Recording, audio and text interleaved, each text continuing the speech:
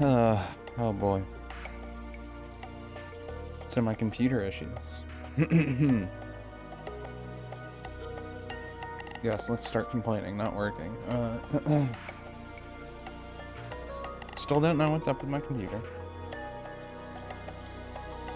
It seems like it works if I don't, like, run several things that use high power. So that makes me think that it's PSU problem. Power supply unit.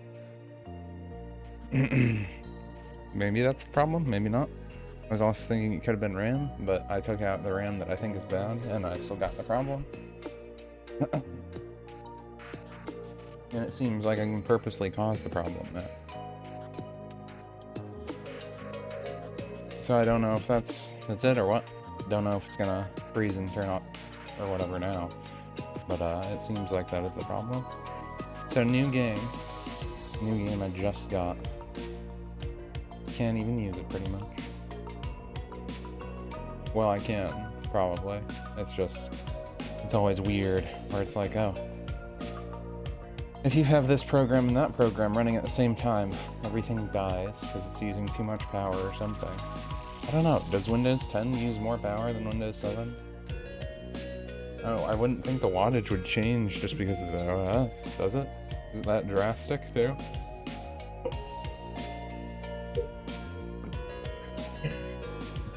I'm pretty sure this power supply that I have in my PC is, like, only 3 years old or something, too. I might be wrong on that. It could be older. But I was pretty sure I switched mine with my brothers when I got a new one.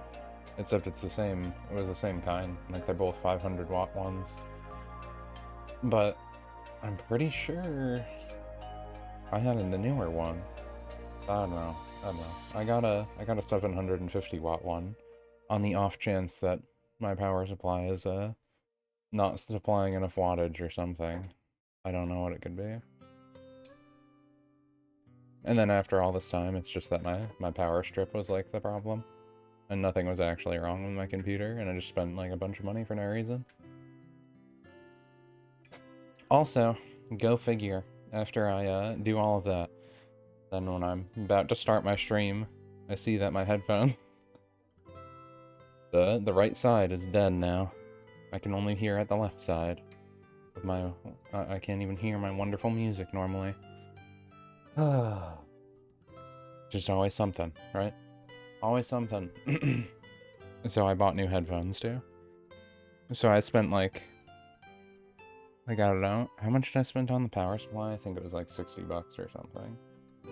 And then another 60 bucks on RAM. And then 30 bucks on some new headphones. That seemed like they were decent enough. And then I spent like 80 bucks on that 3 terabyte hard drive. So at this point, I've more or less built a new computer. I'm just missing, you know, a motherboard, a CPU, and a GPU. A GPU would cost thousands of dollars, so I really hope that it hasn't been my GPU that has been causing these issues. And then I was saying to my friend that just watch when I actually get like a new motherboard and CPU or something and put everything all new, fresh, brand new, then I'll still get the problem or something. At that point, oh boy, I'm gonna throw the computer out the window. Not really, I spent like thousands of dollars on it. It isn't really thousands of dollars. I'm actually getting pretty cheap stuff, surprisingly. The GPU is like the thing that only costs a ton. Well, the motherboard can be a little costly. I don't know how much, but I'm still using DDR3 RAM slot stuff with an AM3 plus socket for my AMD CPU. So I might have to spend like $500 getting an actual new build if I wanted to do DDR4 RAM and get like everything completely brand new and shiny.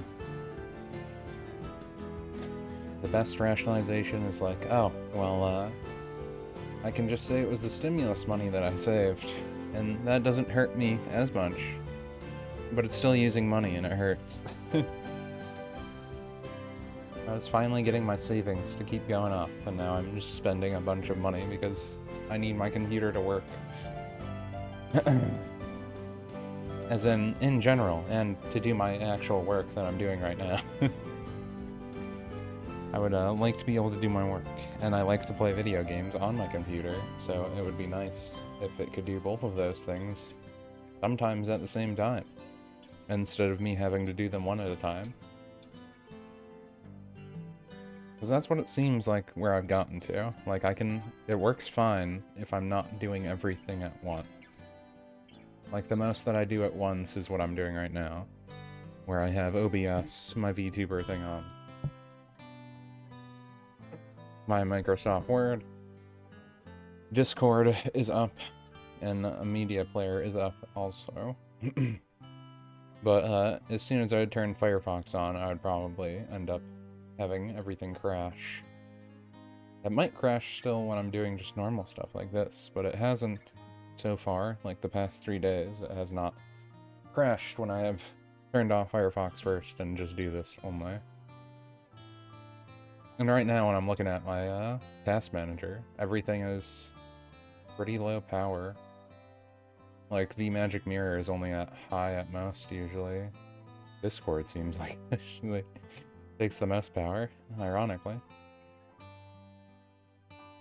But it seemed like when I had several very highs, because Windows 10 shows you power usage, except it just says high, very high, moderate, and very low, and whatever. But it shows enough that's like, I don't know, it seems weird, it seems a little kooky. I feel like it isn't my GPU that's broken because I tried my brother's hard drive in my computer. It seemed fine then, but I did not try a whole bunch of... I feel like I didn't try enough things for the power supply to test it properly. If it really is the power supply. But I guess getting a whole new power supply will answer that question. I don't know. I just don't know. I really don't know. Either way, it doesn't hurt to have a better wattage power supply, because I probably should use it since I use my computer every day. That part is fine. I'm okay getting that power supply. I guess I'm not getting that brand new chair I wanted. I wanted to get a new chair for myself, so I didn't have to keep sitting in a lawn chair, but I guess I'll have to put up with the lawn chair until my funds go back up. Since I just spent like $200 getting a whole bunch of different parts for my computer. And if this stuff doesn't work, then I'm gonna have to spend like another $300 getting the rest of the parts for an actual full new build. Just so I can make sure everything actually works. And then I'll probably still get the same problem. Because apparently I'm that unlucky. I just don't get it. Just don't get it.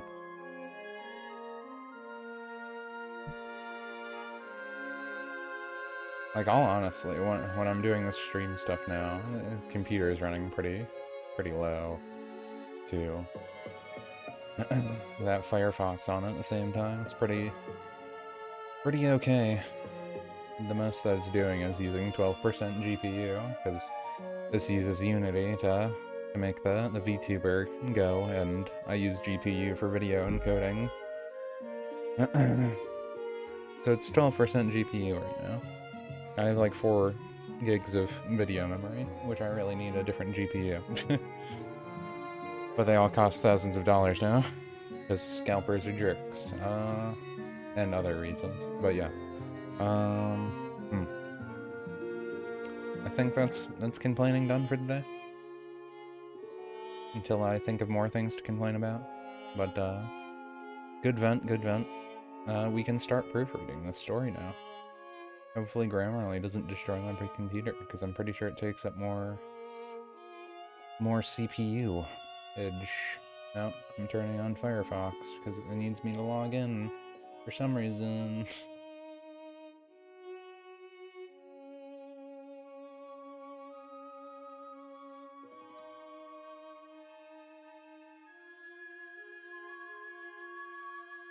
Sure.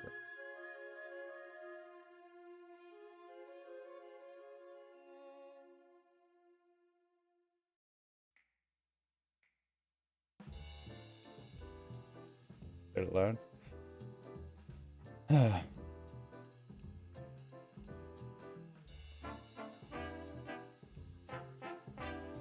Oh, is it not using the right one?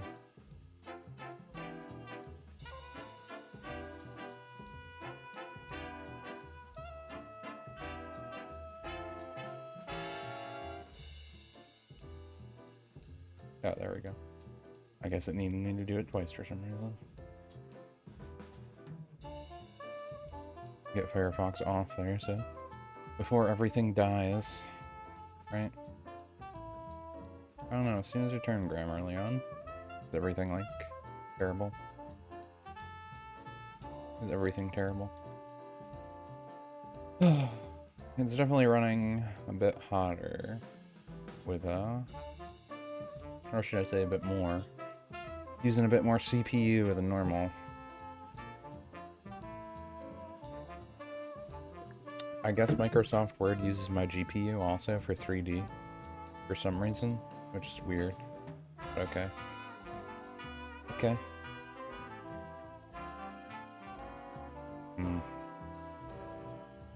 Well. Wait, am I still moving? There we go. Okay. Okay. I think we're okay. Let me see. I guess just reading time.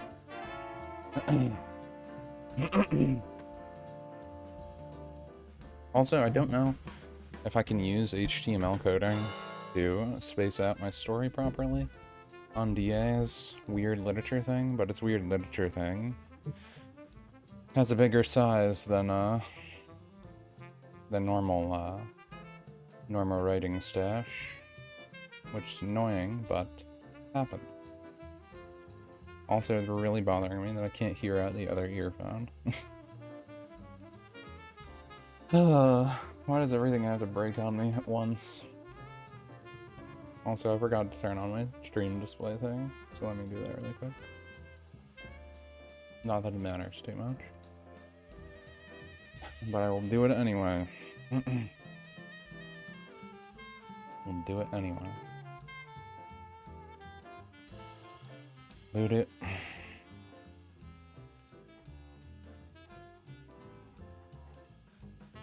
Going out with the crew in the stream yard. I'm not. I'm just sad that everything is destroyed and dead. Well, let's get back to it. Whatever that word is, library held within it a vast amount of knowledge, with tomes that lay cursed and others harboring power. Deals or forbidden spells, commonly none were allowed to enter, but thanks to a certain master solving many of the world's, or even universe's problems, he and his servants have been given access to this hoard of mindful treasure.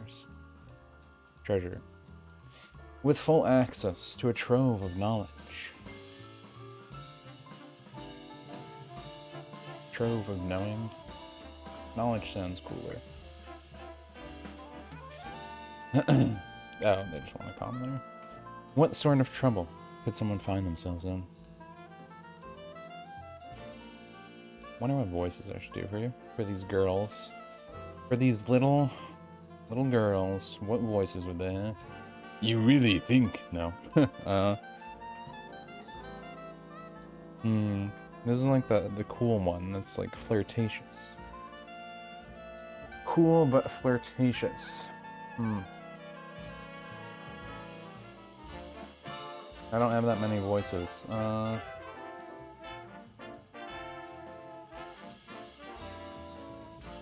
You really think it's okay to play in here? Oh wait, no. This is the shy one, actually. I forgot. This is the shy one. Never mind. I didn't read. Didn't read enough. Oh.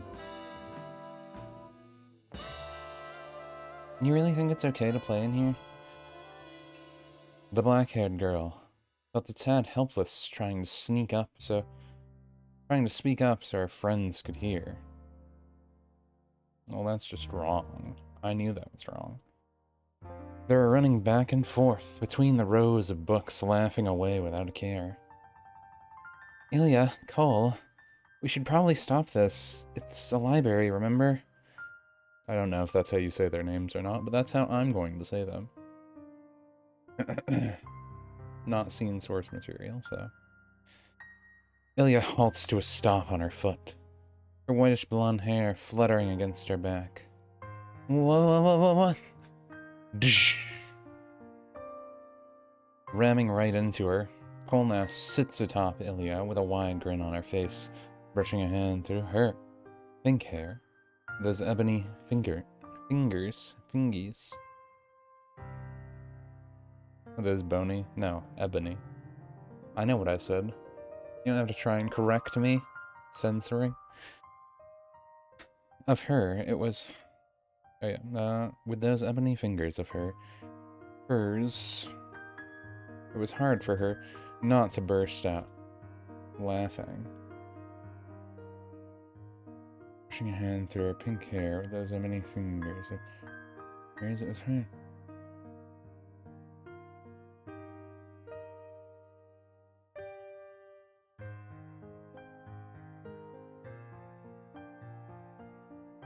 At the dazed Ilya.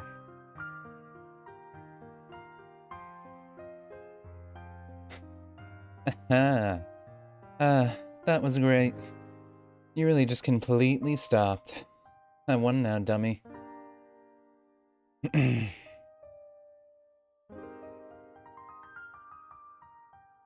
her fingers and knuckles, Cole gives Ilya's forehead a small tap.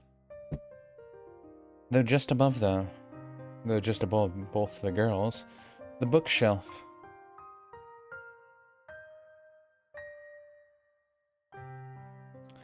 Just above both the girls, the bookshelf was starting to wobble back and forth. I don't need that. Little redundant. Little redundy, as we say in the business. No one ever has said that. Probably.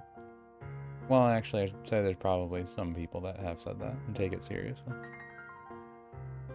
That was... Oh yeah, that was great. Yeah, that actually is true.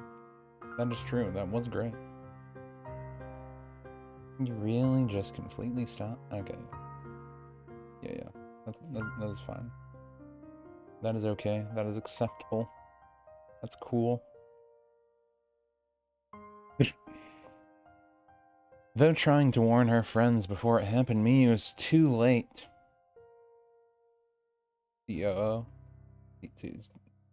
we go. A large book drops from the shelf and smacks Cole in the back of the head. Cole, are you okay? Walking over carefully, Mia fiddles with one of the white barrettes in her hair, keeping her black hair out of her eyes. I already established that she had black hair.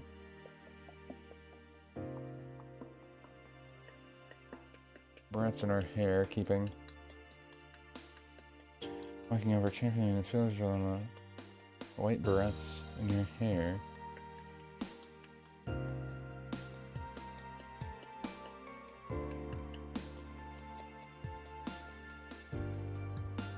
Barrettes in her hair. I told you we shouldn't just ran here. Walking over carefully, Mia fiddles with one of the white barrettes in her hair. I told you we shouldn't have just ran into here. I told you we shouldn't have just run into here. Yeah, that's fine. That's fine. Shoving Cole off of her, Ilya jumps to her feet with a wide smile on her face. I'm alright, Miu. So you don't have anything to worry about. Rolling her eyes, Cole slowly rubs the back of her head. Staring down at the large black leather-bound book before her. Yeah, you're fine. Of course it didn't smack you. Leave it to me to get in the head.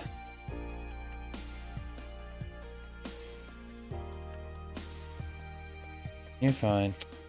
Horse didn't smack you. Leave it to me to get in the head.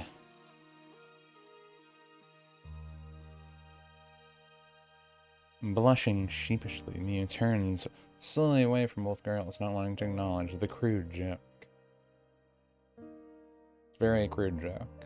There's many innuendos to it to establish between random stuff. Oh, which fanfic is it this time? This is a Fate fanfic. From the series Fate. It is a Fate Go, which I guess stands for Grand Order, or something like that.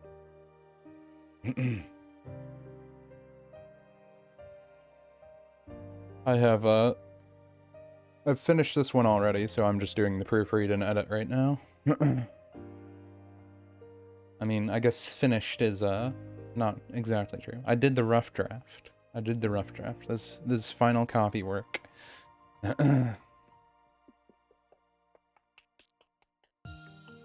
But yeah, don't know if you know the Fate series, but that is what I am doing here with this whole business.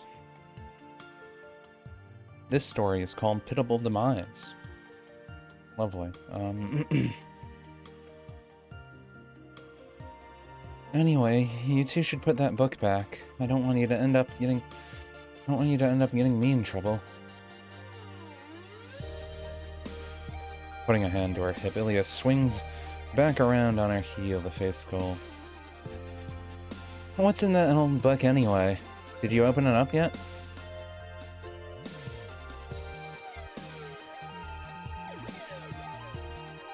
Mia waves her arms in protest behind Ilya, but Cole shrugs her shoulders without a care, grabs the side of the book.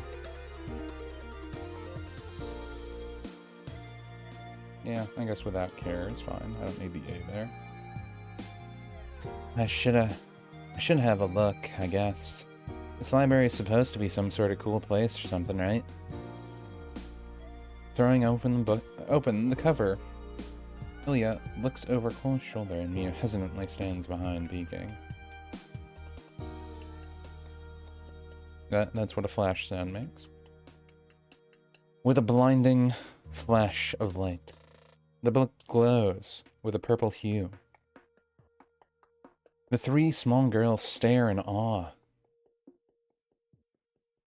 as the letters of the book magically lift off the paper and begin to float into the air. Jolting up in place, Cole is the first to try and grab at one of the floating letters. Though, of course, her height does not let her reach. The three girls were all younger, and to their own dismay, that meant they were all short. Of course. Why the heck are they floating around? Cole nudges at Mia's shoulder quickly and leans in close to her ear. Hey, Mia. This sort of scene would be perfect for a little kiss, wouldn't it? Mia covers her mouth, jumping back. No, this sort of thing could be dangerous, too.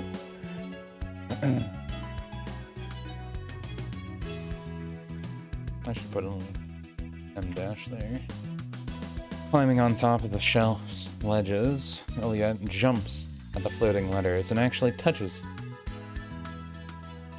one. I should probably say. I think so, I don't need actually there. And touches one. To her surprise.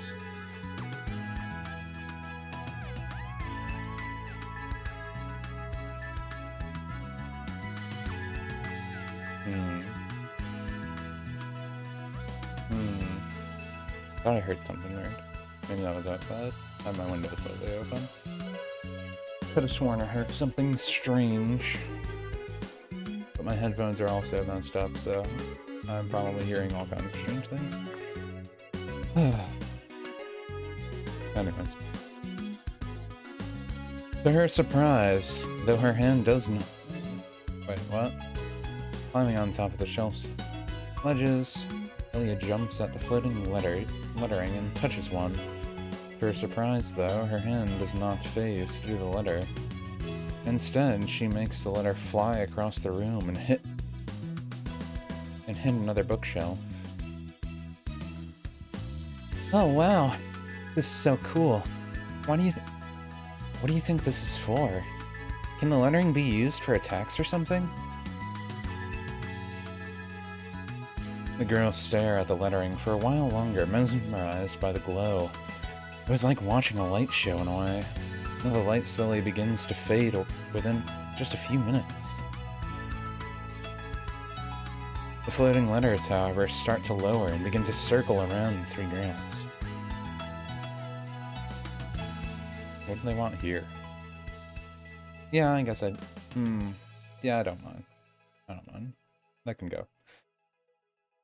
Circle the three girls. Yeah, that's fine. That's okay. That's acceptable. Miu grabs at Ilya's side, and Cole stands in front of both of them. Then the letters fade. Then the letters fade away, with the girl's eyes turning into a black dust. Turning into... yeah. Turning into a cloud of black dust.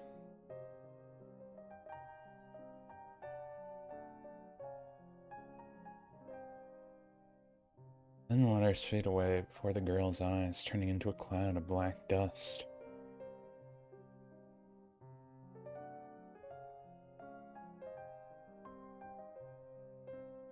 The next part would be redundant, so I can get rid of that. Man, Grammarly does suck, doesn't it?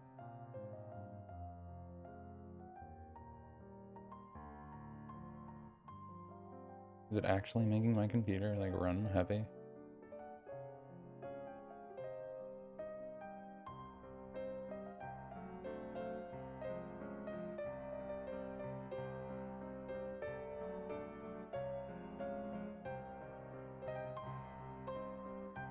Definitely seems like Grammarly, takes a bit more out of it than I would like.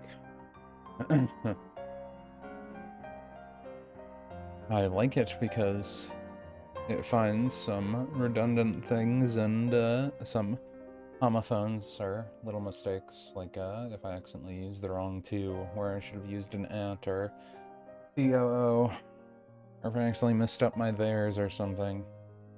Or, you know, if I did here instead of here. For other homophones.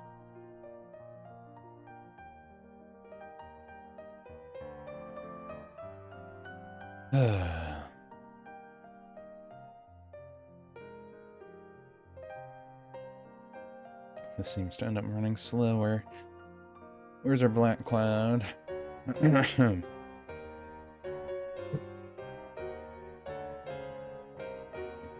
Then, the lettering fades away before the girl's eyes, turning into a cloud of black dust. All the girls cough and try to cover their mouths, but it seemed what the book was trying to do was successful. In the girls' minds, an intricate spell plays out before them. How to use their magic, how to trigger the spell, what the spell can do. All the information they needed enters into their mind.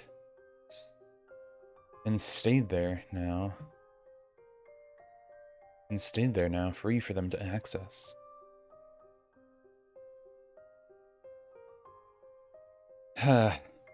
What the heck?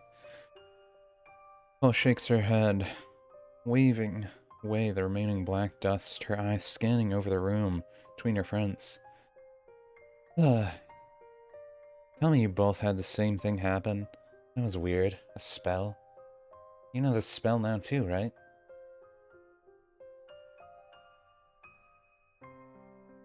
You both know the spell now too, right? Coughing into her hand, Miu nods her head, sighing slowly. Yeah. That sort of spell, though. Instead of learning it normally, it just gave us everything we needed. I've never heard of a book like this. Clapping her hands together, Ilya grabs both of her friend's shoulders. This spell thing is real, then. Like everything it just showed us. You all saw it, right? We can change ourselves. Cole and Miu both slowly nod. Cole, you can get some mature body and have your flirting be taken seriously. Cole's eyes twitches to the common. Cole's eyes twitch at the comment.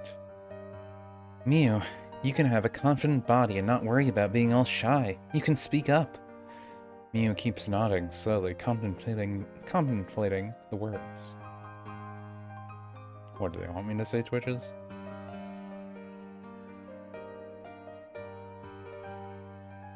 What if I say Cole's eyes twitch? Yeah, that works. Don't get angry at me. And I could get myself some lovely, elegant body as well. Then people would respect me. I could even tease Ritsuka more. The final comment had all the girls captivated in thought. You're right. Breaking the silence, Cole grabs Ilya's shoulder back to make the group be in a little semicircle. No one could stop us with a spell like this. And look. With a kick of her foot, the three girls notice Cole's foot is now hitting a black leather book. A blank? Yeah, a blank. Didn't want to say black. No one else but us knows the spell. And maybe there is some extra one in here. But as far as we know, we're the only ones with the knowledge. Just think, with Jaltra's looks. Shaking her head back and forth, Ilya sighs. Come on. Think about Jenna. She's the real beautiful one here. I'd go for her. Miu hesitantly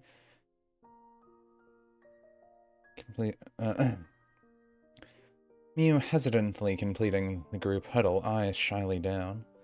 Well, I mean, they are both kind of the same, aren't they? I was thinking someone like Tamamo.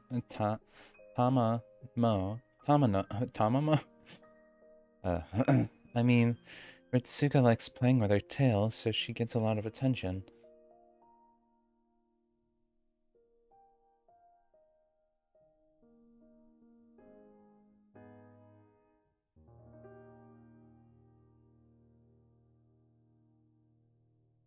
No one could stop us with a spell.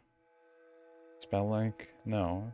I don't need to hyphen there, because I'm saying spell-like, not spell-like. Like, the attack was spell-like.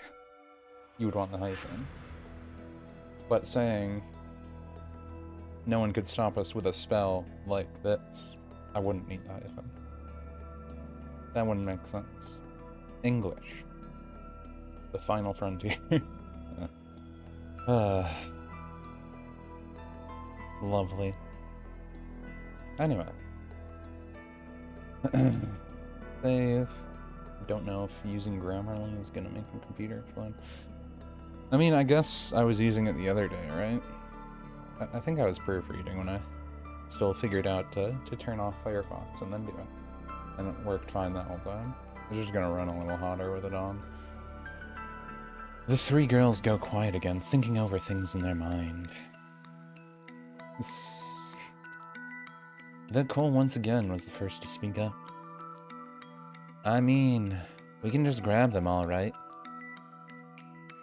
He hangs around them all too much anyway. Probably because they're big. Well, we'd all be big then. They all like playing mama to him, so we can teach them a lesson and hog him all to ourselves. With such sound logic, none of the girls had anything to protest. Ilya grabs the book off the ground and climbs up the shelf a bit again, shoves the book back in place. It seems like we agree then. We all have the power, we're friends, we want the same thing, so, we can each do our own thing and see whatever we end up with. And see whatever end we end up with. Uh, yeah, that's fine. Rubbing the back of her neck, Mia tugs at the hem of her skirt. Just very fidgety. Well, I mean, I don't exactly mind, though the spell... Isn't it a little mean to the person it's used on? Are you both really okay with it? Ilya and Cole give a quick thumbs up and speak in unison.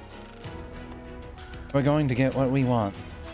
That was them speaking in unison. It's like they're the same person, same voice, same tone.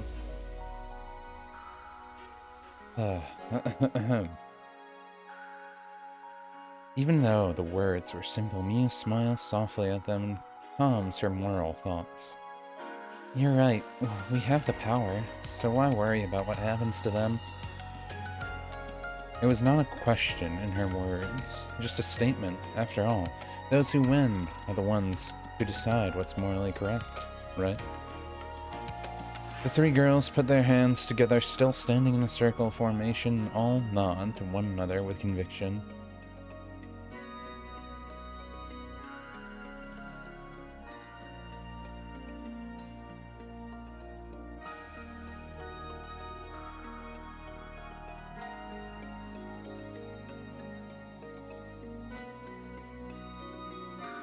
Enjoyed.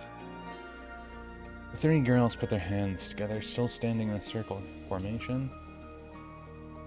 I can do after Ilya rejoined.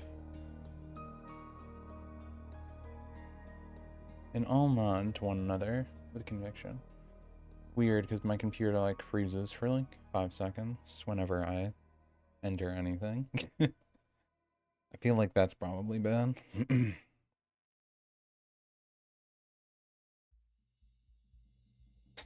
And all nod to each other with conviction. The next time we meet, we'll have our ideal bodies. Several days later, on the streets of France. As you do. As you do.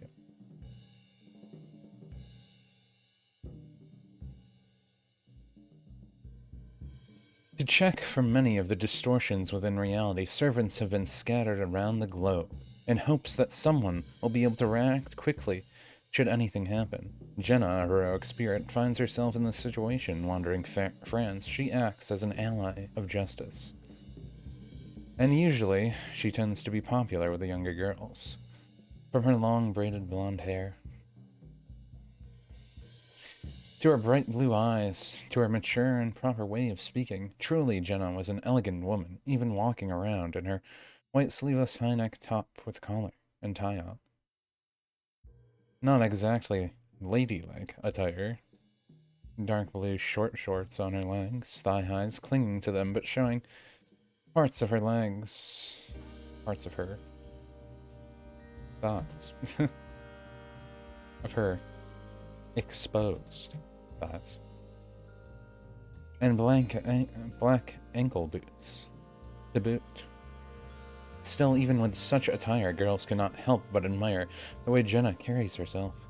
In some ways, it was why Ilya found herself so drawn to the woman. Jenna was older, mature, had fans, and a winning personality even. People found her calming and strong at the same time. Ilya wanted to have something like that.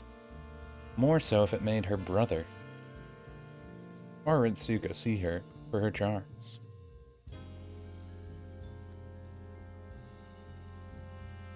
Please calm down for just a moment. Jenna was speaking in her usual proper manner, even as she was crowded by young girls in the small park. Ilya was correct to pick such a location to finally meet her. Jenna, after all, was a hero to her, not just because she was a heroic spirit. Jenna just seemed to embody what Ilya hoped to become. Becoming that ideal, though,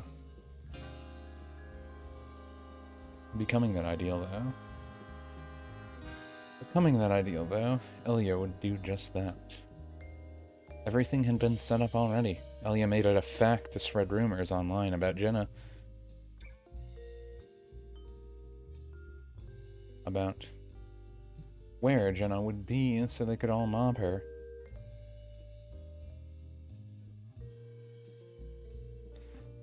Made it a fact? Okay, yeah, that's fine. All right, you wanted my name, yes? Just a moment. I'll write it here. Is that all right?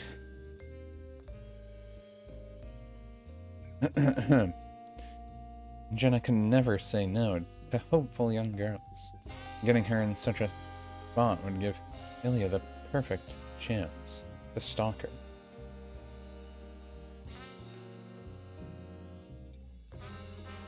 To stalk her into a situation that would prove advantageous to her. I'll just say push. Push her into a situation that would prove advantageous to her. Yeah, that's fine.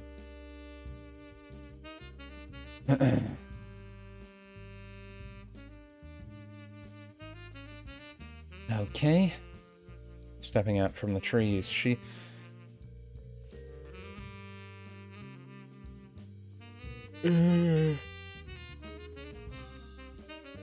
Stepping out from the tree. Stepping out from the tree she hid behind, Ilya fixes the black cap on her head and brushes off her white dress. This should be simple and cute enough. I look just like any other girl.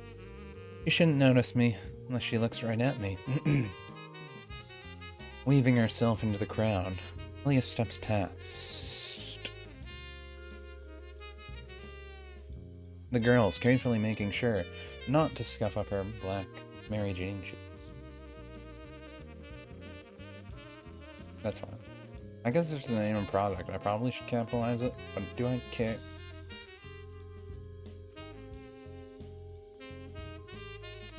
I don't care. Doing this in broad daylight may not be the best idea, though I wasn't sure where to find her either.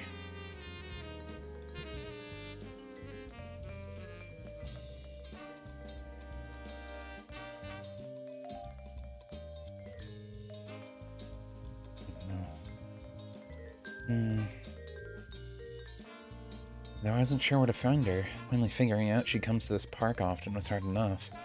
Maybe I can just try and act like... I can get her across the street to the alley.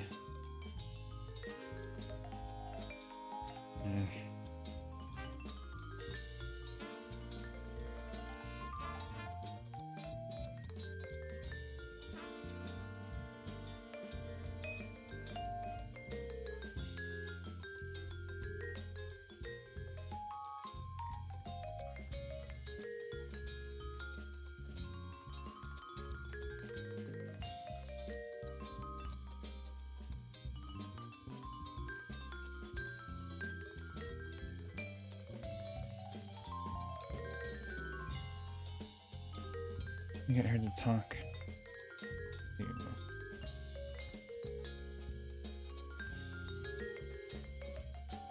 Felt like I needed a little something here. Doing this in broad daylight may not be the best idea, though I wasn't sure where to find her either. Only figuring out she comes to this park often was hard enough. If I didn't get these girls to come here, she probably would have left by now. How do I get her to talk to me, though? Maybe I can just try and act like Miu? I could get her across the street to the alley. The gears turn in Ilya's mind, her body waving left and right between the crowd of girls like she was a fish in the sea. Each step she makes brings her closer to Jenna. The woman was her goal, and that blue hair... What? Blue-eyed. And that blue-eyed beauty was simply smiling away, handing out random items with her name on it.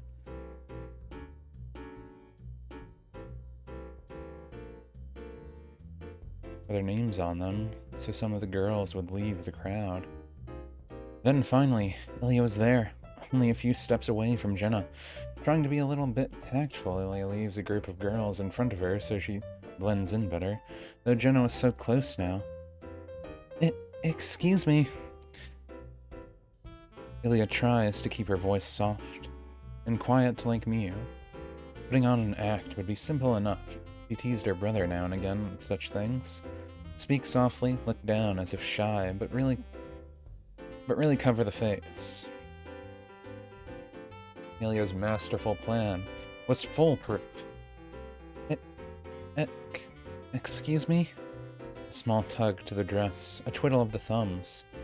It's a sure bet to get anything you want from your brother or parent. Did I use conjunctions in any other part?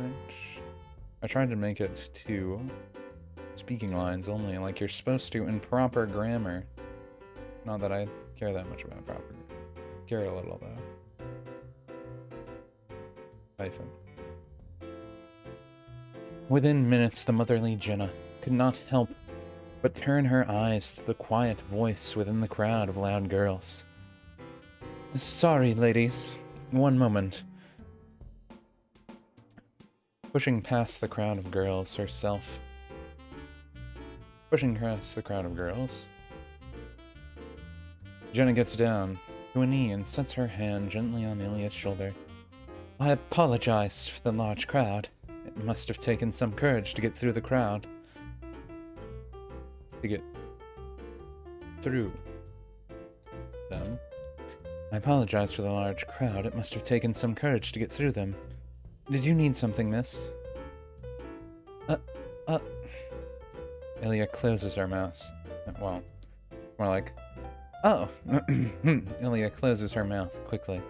Speaking loudly now would ruin her image. Her excitement had to remain hidden. Instead of speaking loudly, she simply nods her head, trying to keep looking to the ground so her hat and hair would hide her face a bit. Another little stutter in her words. Surely it would be good to throw in. All she had to do now was drag the hooked Jenna away from the annoying crowd so she could have her to herself. Sorry. With those thoughts in mind, Ilya hurriedly pushes the girls away from her and tosses Jenna's hand off her shoulder. The time to run was now. Sprinting away at full speed, Ilya knocks a few of the girls over and runs out into the street beside the park. Surprised and confused, Jenna quickly helps some of the girls back to their feet and then runs after Ilya. Hold on, one moment. Don't run away. And the street is dangerous. Please wait.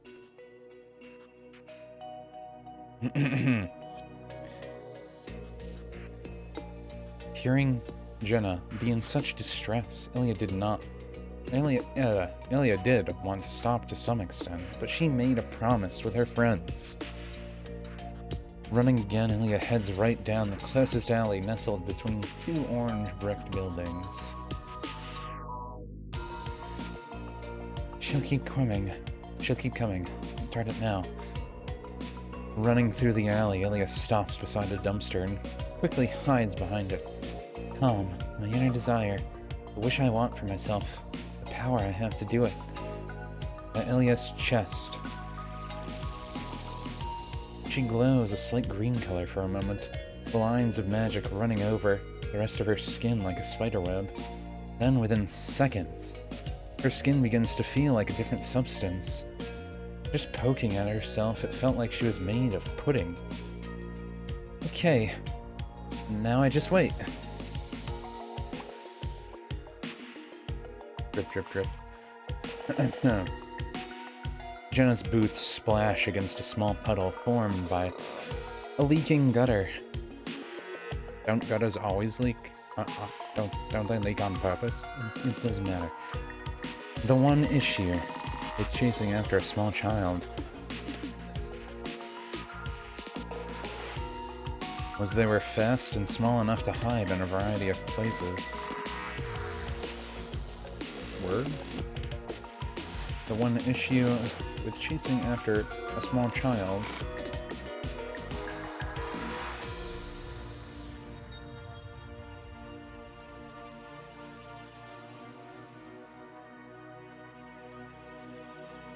I can just get rid of was completely, actually, right? The one issue with chasing after a small child, they were fast and small enough to hide in a variety of places. Looking down the aisle. What do they want me to do here? Yeah, that's fine. That's fine now. Looking down the alleyway, Jenna did not see anyone. I could have sworn she ran down this way. sighing to herself. Jenna stretches out her arms and looks back toward the park. I suppose I should keep searching. Maybe the girl's parents are in the park. I wouldn't want to alarm them.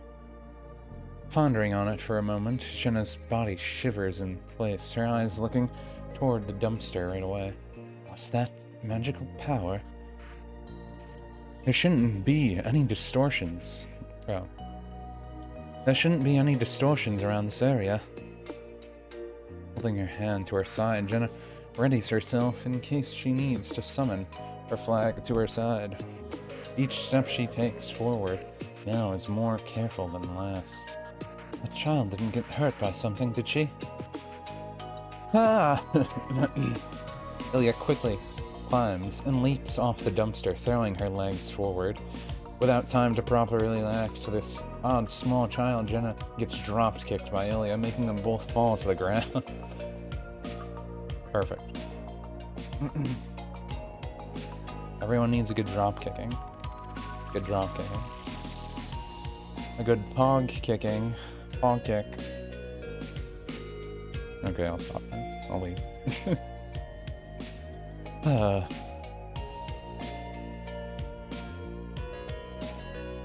Grabbing the side of her arm, Jenna slowly lifts her head up.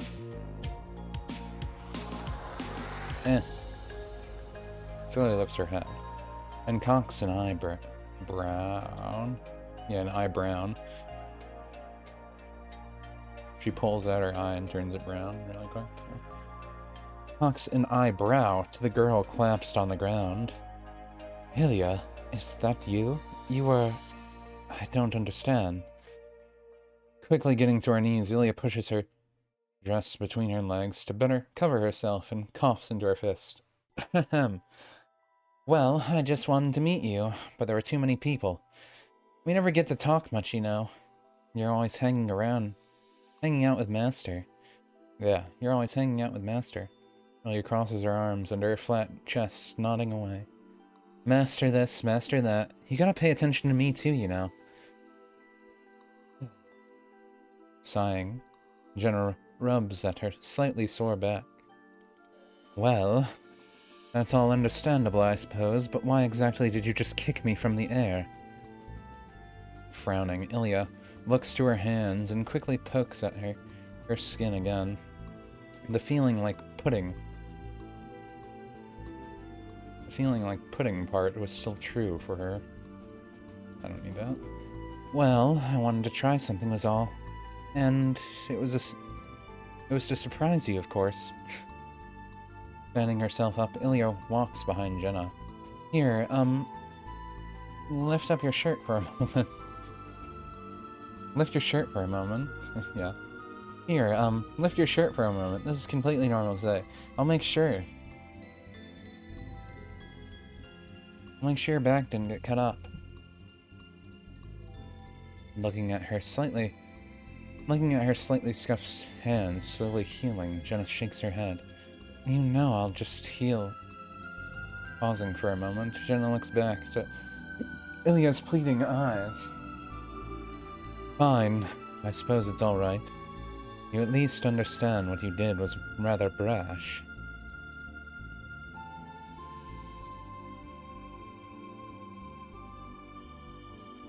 Boom. Just as Jenna rolls up the back of her white top so Ilya can... Jenna rolls up the back of her white top so Ilya can stare at the slender, yet muscle-toned back of Jenna. Flawless skin and a good figure even like that. Muttering softly to herself, Ilya squats down and reaches out her hand, poking a finger against Jenna's skin. Surely enough, just like the spell had shown to her in her mind, her fingers meld. Right, surely enough. Poking a finger. Okay, yeah. Her finger melt. Oh wait, no, I got that right. Fingies for finger. Surely enough, just like that. Surely enough, just like the spell had shown to her in her mind, her finger melds into Jenna's body like a liquid. Oh, that feels a little weird. For Jenna, the melding feeling felt hot for a moment, but then soothing. Even though her skin was rippling at her back, it felt more like a massage. Ilya, you really don't have to do that. It'll heal quickly, though I do appreciate it.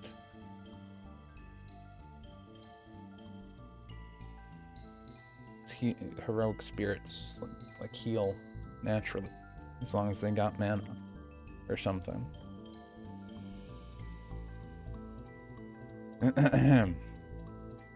Ilya slowly pushes her other fingers against Jenna's back, not even listening to the woman's words anymore.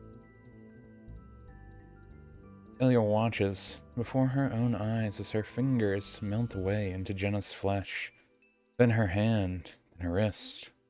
It really felt like she was being sucked in. Ilya knew the workings of the spell perfectly, thanks to the book.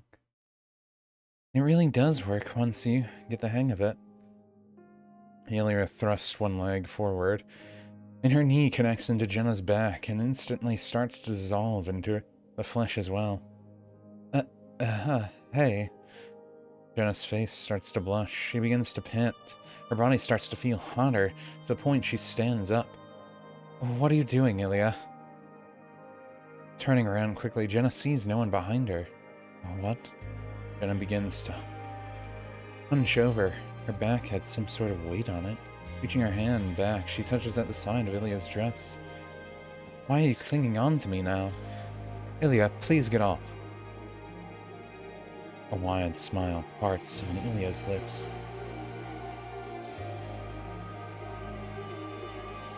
He was not having a piggyback ride. Did I use conjunctions and I'm just not like connecting in my mind? I used a conjunction there. A wide smile parts on Ilya's lips. She was not having a piggyback ride. Both her legs were now inside of Jenna, up to her knee, her arm, inside, up to the elbow. Ilya could only move her left arm and head currently. Her left head. I'm not letting go of you, Jenna. We're gonna be together forever from now on. You better get used to it.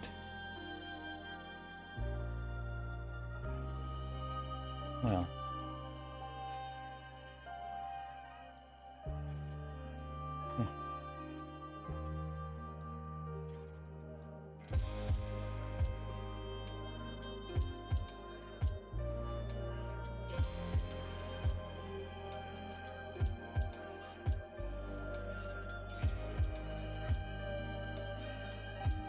We're gonna be together forever from now on. Well, maybe that's not fully right. Either way, you better get used to it. Better get used to it.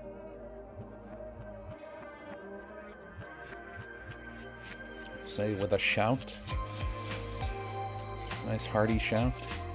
Jenna's eye starts to twitch. Something about the girl on her back did not feel normal. Being so close together as well, it felt like magic was all around them in the wrong way. Ilya, are you casting a spell? This feels... What is this? Grabbing again behind her. Grabbing again behind her back, Jenna finally feels it. A soft, almost liquid flesh connecting into her, melting away. What? Pulling her hand back, Jenna looks at her palm, watching the bits of flesh stuck to it dissolve away, just like the rest. Ilya, I don't know what you're doing, but it needs to stop. Your body, it's going into mine somehow.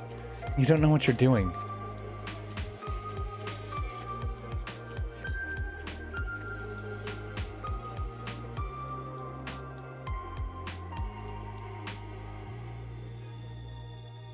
With a soft giggle, Ilya waves her hand in the air. Of course I do, Jenna. I know exactly what this will do. I wonder if you do. This actually feels pretty nice too, doesn't it? You don't have to be so afraid. Though it is a little slow, huh?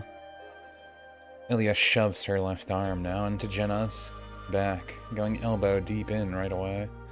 I'll speed things up so we don't have to be in this gross alley.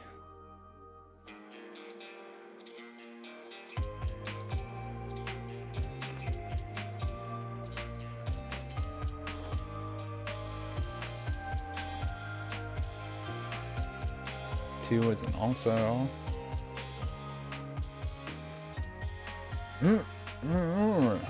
Not really. It's more like. Jenna's face turns bright red, her lips letting several moans of pleasure pass out of them. Wait. Trying to grab at Ilya seemed fruitless. Every time she got a hold of the child's limbs, she could not pull them away.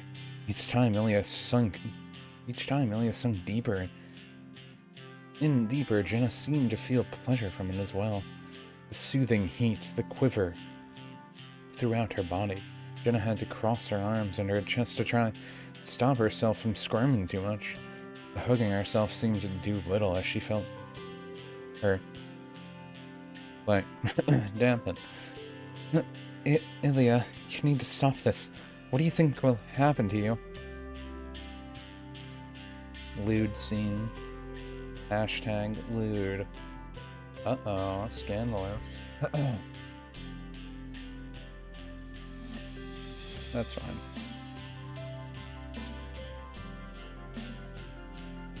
The small girl chuckles and headbutts Jenna's back, her head dissolving away now. I know exactly what'll happen. The rest of Ilya's body sinks away into Jenna, and her shirt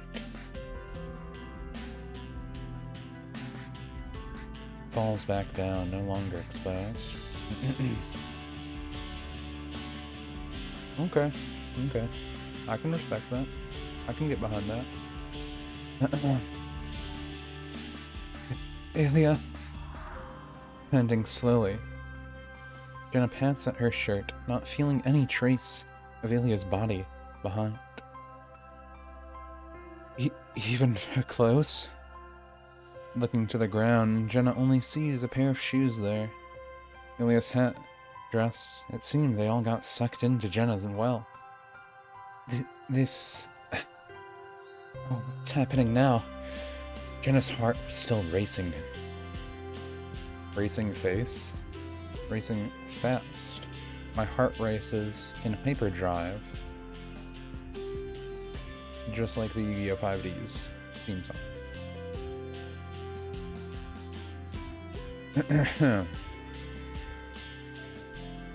Jenna's heart was still racing fast. Whatever happened was still playing out. Something in Jenna felt wrong. Like an intense heartburn. She squeezes.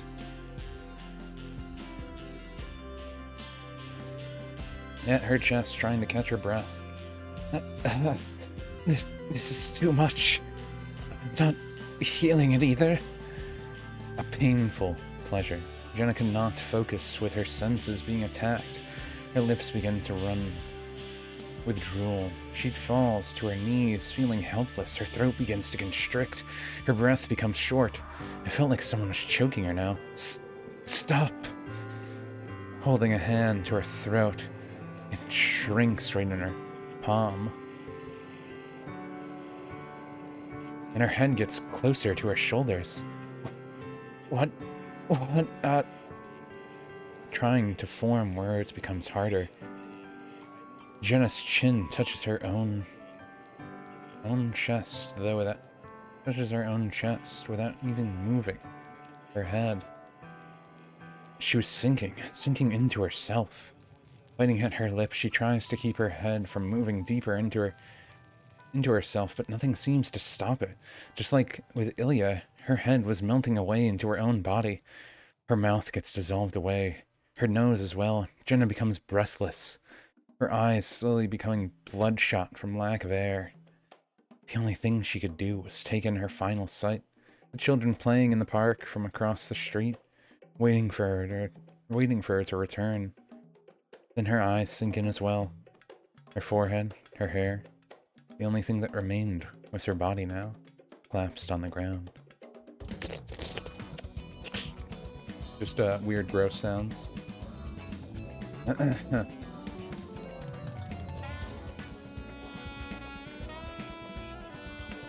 guess I don't need that in there.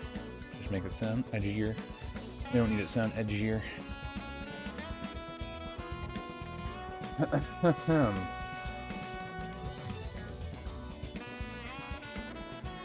L.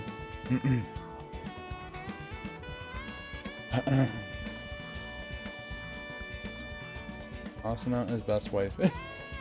I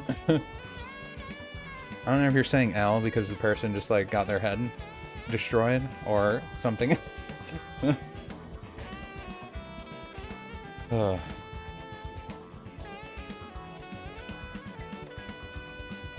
But yeah, weird head squelching noises.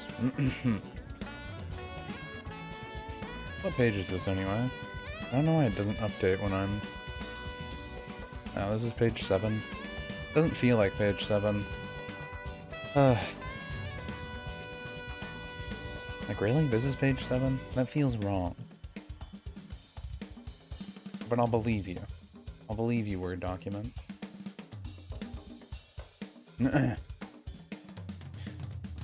Well, anyway. The now headless body of Jenna gains bubbling skin at the neck, and the body fidgets right along with it. The flesh squirms and bubbles, even popping in places with a bit of blood. But it all stays at the neck. The body then pushes off the ground, a hand to the knee. It stands right up on its own 2 legs, without a head.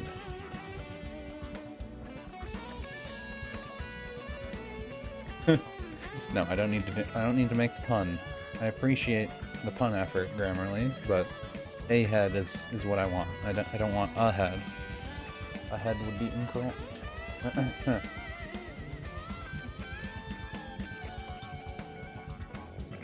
Around its neck, the skin becomes discolored, a different skin tone than Jenna's own shows, but only at the slowly reforming neck.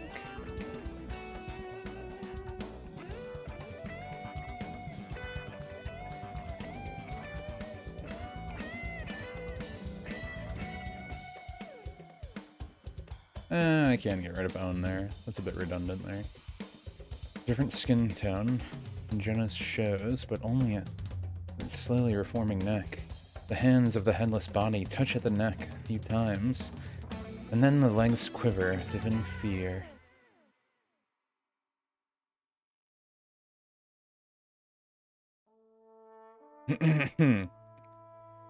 Oh. That was it. Ilia's head pops right out of the newly forming neck. Her eyes wide and happy as she smiles with glee.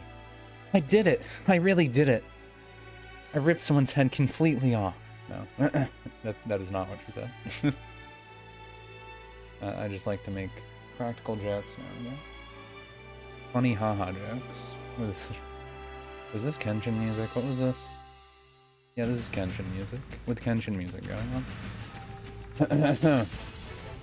I know.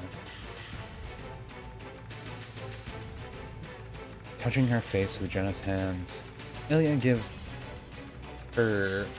What? Ilia glances at her new body up and down. Wow, you can't even really see your own feet. Not one. Own feet with these in the way. Center of gravity is a bit different too. I guess the body's used to it at least. Stretching out her new longer arms, Ilia runs right over to the walls of the alley and jumps in place, slapping her hand against the wall. Ah, it's so tall. This is great. This body feels... Yeah, it's stronger for sure. I feel like I could jump as high as I wanted. Wait. Ilia looks over her shoulder and notices no one behind her. Oh, right. Pressing her hand between her now well endowed chest. Ilia closes her eyes. Jenna, you can still hear me, can't you? Get out of my body. What is this? Ilya wobbles in place suddenly, her legs running now toward the park. Hey, wait, Jenna, stop it. Hey, wait, Jenna, stop.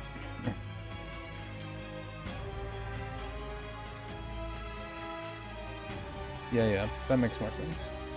Other things sound too weird. Not that this whole story is normal. No, this whole story is completely normal. Out of the alley, into the street, and then back to the park. Jenna's hands wave back and forth in the air. Jenna, come on, this is a bit annoying. Quick, someone, anyone. Jenna's hands wave back and forth in the air, and many of the girls from before now look to Ilya in awe and wonder. Oh, hello, children. Don't mind me. I'm simply doing my morning stretches. You should join in, too. Okay, Miss Jenna. That sounds really fun. We're children. The children cheer and start moving as well. Even if the hand movements were strange, the children seem not to mind at all. See that, Jenna? They think you're me, but our heads are completely different. Only the body is the same. Smiling at... Drawing a comma there? Comma. Comma there?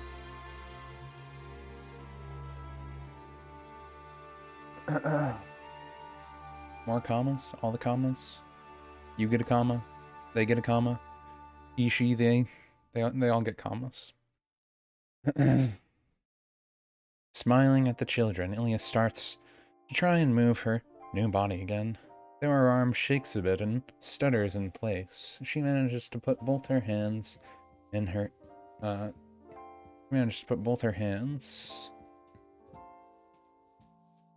her hips? Yeah, that's fine. That should be fine. I'm Jenna, and that's that. I have a lot I'll need to do from now on.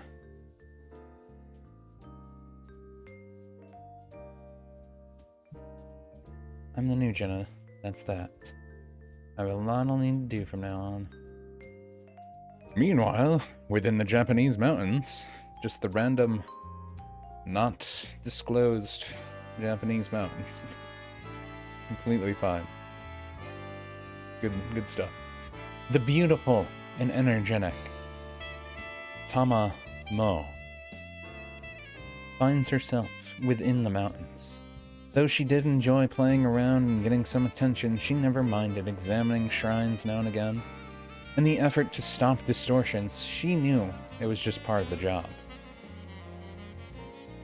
I don't know. I'll have her have the funny, random deep voice. Because why not? I bet he'll want to fluff my tail a lot when I come back. Clenching her fist, Amamo cheerfully looks off into the distance, her orangest foxtail waving back and forth in the gentle wind. Unlike some of the heroic spirit summoners deal with, Amamo has animal as well as human features. Fox ears on her head and a foxtail at her backside.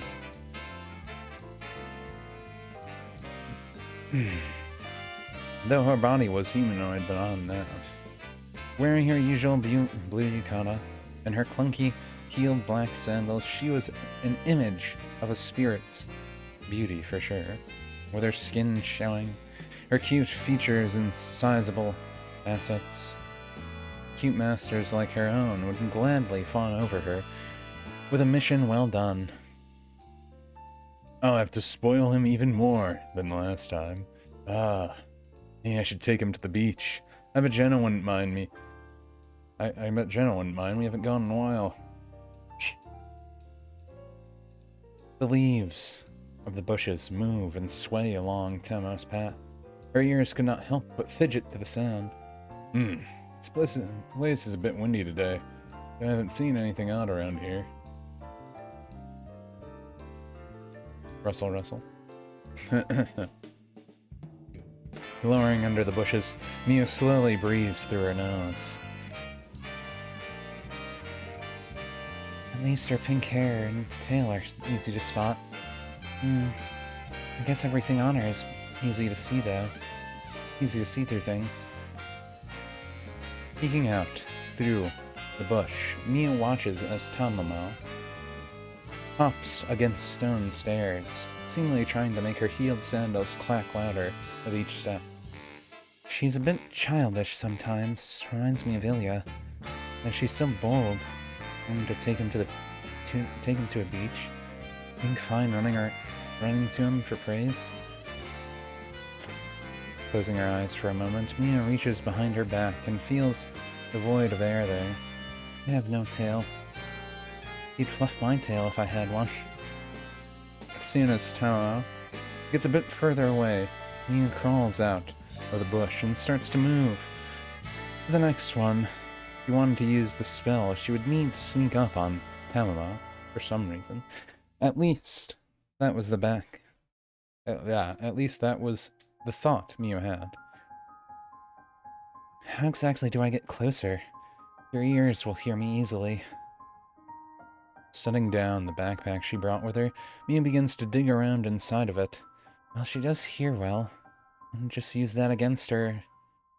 If I make something really loud right in front of her, maybe she'll get stunned, or maybe wait for her to sleep. Holding an air horn to her chest, Mia starts to shuffle through more of the bushes, keeping her eye on Tamamo. She had some sort of plan in mind now. Interesting. My very feminine voice. Interesting. Tamamo looks over a small shrine. The statue within it broken in several places. I guess you weren't treated too well. Yeah, you can fix it up later. At least find someone to help.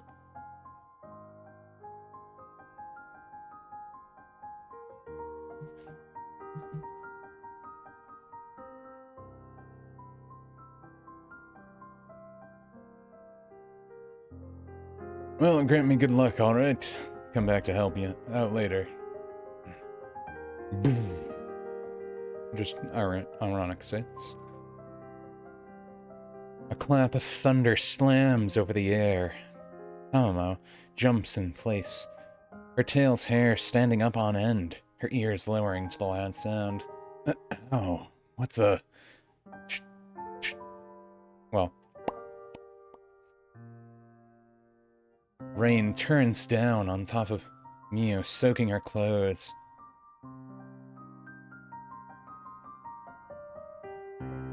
Soaking her clothes and hair right away. No, it wasn't supposed to rain another hour. Wait. That's not right. Rain turns down on top of Tamamo, soaking her clothes and hair right away. I also wrote 2 hairs. I only need 1.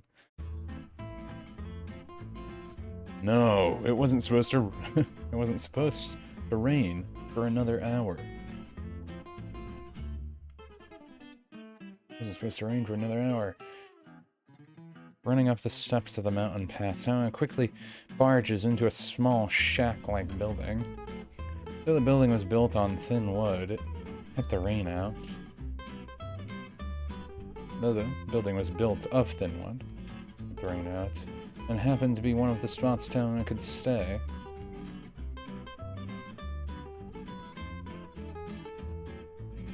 Stay the night.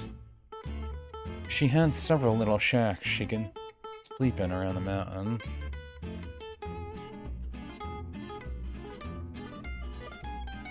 Since it was more annoying to explain her appearance to everyday people.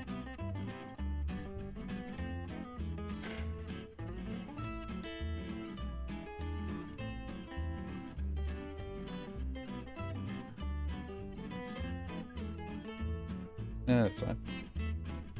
Jeez, my fur's all wet. Blame my nose, but I think I'll blame the weatherman instead. Sighing softly, Tama takes out one of her several stacked futons and spreads it out on the dry floor. I guess I'll just have to deal with it for now. They should have a towel here somewhere.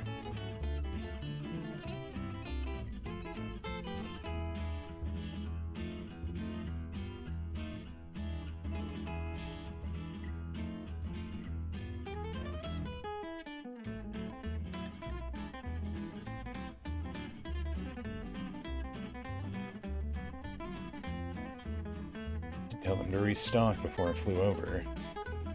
Mia was soaked. Even her barrettes were making it hard to keep the wet hair out of her eyes. Of course. Wiping her face of some rain, the girl quickly goes up the stone steps and circles around the back of the wooden shack. Noticing a window at the backside, Mia peeks in through it, watching as Tama undresses before her eyes. So she's been sleeping in a place like this, too? The other one she had is nicer. Rain will cover the smell, though. Rain will cover the smell, though. And it's... and it'll dull some sounds. I can still use it as... I can use it to my advantage. Pushing her hand against the window, it creaks softly, but opens just a crack.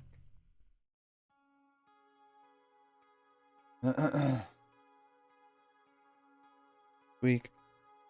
There's no actual squeak. No squeak sound. Bad game. It's not even a game, it's a story.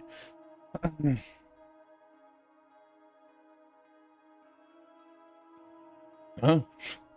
Tama quickly covers her breast with a white towel she found. She found. And she eyes the window. It rain's so loud. Get even louder. The girl's ears lower again, and she thumps her hip against the door, making sure it's shut tight. I'm gonna ask for more. What do I even do till the rain lets up? Falling on top of the futon, Tama brushes her hand through her hair, through her wet pink hair, lightly patting it with her towel. Master. This part's kind of funny with this voice. The words mumble off her lips softly, those long, bare legs gently rubbing against each other. Yes, Master. We're all alone now. Of course we have to cuddle close like this. Don't worry. Skin on skin makes you warmer. Normal things. Tama had nothing better to do, so why not have a fantasy play out in her mind? Her fingers slip between her thighs, her face starting to blush. Even her ears perk up a little as her eyes wince. Oh, I was such a naughty little master. That's right. I'm the only mom I'll ever need. It's making me laugh now, thinking about girl with random deep voice saying that. Saying that like that. It's funny. Mia's face paints a dark red. She could barely believe it. She was actually seeing it. She's actually... she was seeing and hearing it. Yeah, I don't need actually. Is she really... Are all adults like that? I don't think I could ever be that bold. I think she'd even speak those thoughts out loud, even if no one's around. Taking a deep breath, Mia pushes the window open the rest of the way, letting Tama's distraction and turn to rain hide her sounds as she slips in through the window. Right, I'm in. Without much of a second thought, Mia throws her backpack at the window.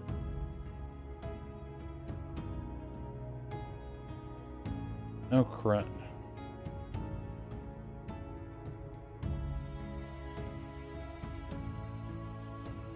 Not much of a second thought, Mia.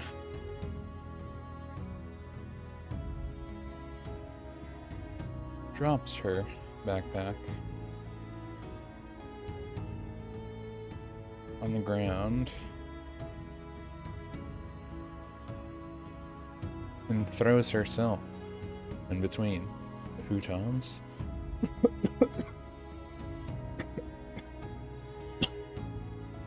The futons do dry her off a little, but also soak the futons in the process. Still, at the very least, she was close to Tomo now, and hidden away from plain sight.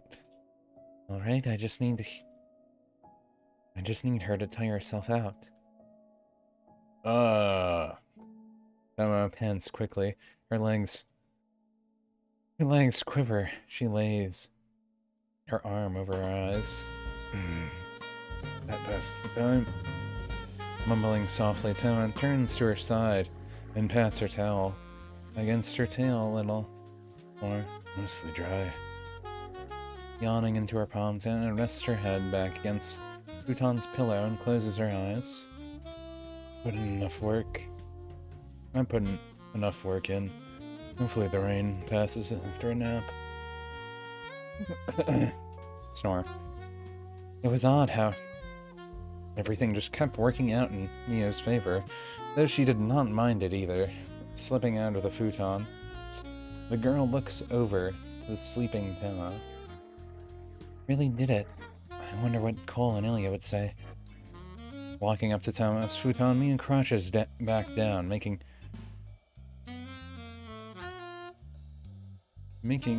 sure to step nice and quiet over to the fox girl. Making sure, yeah, step is fine. Step is fine. Stop telling me it's wrong, it's fine. This is cool. This is cool, it's cool. Much of a second thought. Yeah, I can go there. That's fine. Now, just like with Ilya, magic runs through Mia's body. Glowing lines trace over her flesh for a few moments, and then her body, too. Gets that same consistency akin to pudding. This feeling is a little weird. With Tomo rolled over on her side. I don't need that there. With Tomo rolled over on her side. Yeah, that comment would go there.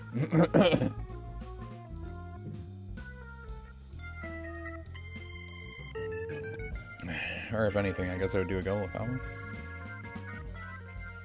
Yeah, I could do this. With Tomo rolled over on her side, Mia reaches her hand out toward her, pressing her palm against Tomo's bare back. Going bare back. Yeehaw. Just as the spell had functioned for Ilya, flesh connects into flesh. Mia's hand begins to dissolve into Tomo's skin, slowly sinking deeper into it. It really does work. Flex Seal. It really does work. It does.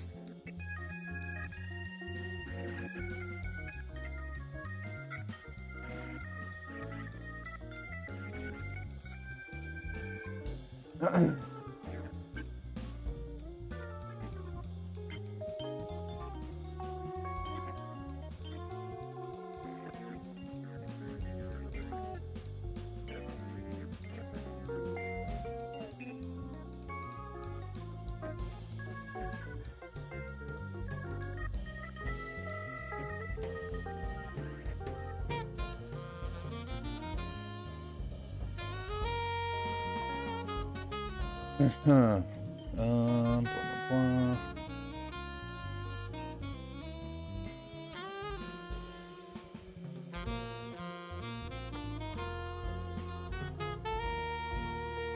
Tomo begins to feel, much like Jenna had, a soothing heat filling her body, progressively edging into the uncomfortable territory. Not right now, Master. Sleepy and in a daze, Tomo felt it hard to wake up, with a mix of pleasureful heat? Yeah, pleasureful heat and a strange feeling at her back, more felt like she was just in an odd dream. Naked on her futon still. She grabs at the towel that was still laying against her and hugs it closer to her chest to try and keep the pleasant heat close to her. The downpour of rain and the calming cool air, the only thing the feeling had to be a little effect of a dream. Shoving her other palm into Tomo's flesh, Mio smiles confidently to herself. Her body was indeed being dissolved away into Tomo's flesh as advertised. She's still asleep, too. Those little thoughts running through Mio's mind were filled with some concern. Though, her body already connected. She already won, did she not? She won already, did she not? I guess I just dive in now.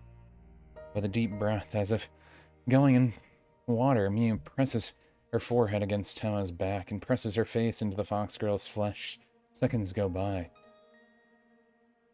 All with Tama going unaware of what was happening right behind her. Mio sinks in further and further into Tama. No sounds coming now, beyond Mia's wiggling legs and her skirt rustling now and again. Within just those few seconds, though. Within just those few seconds, Mio's body was completely gone.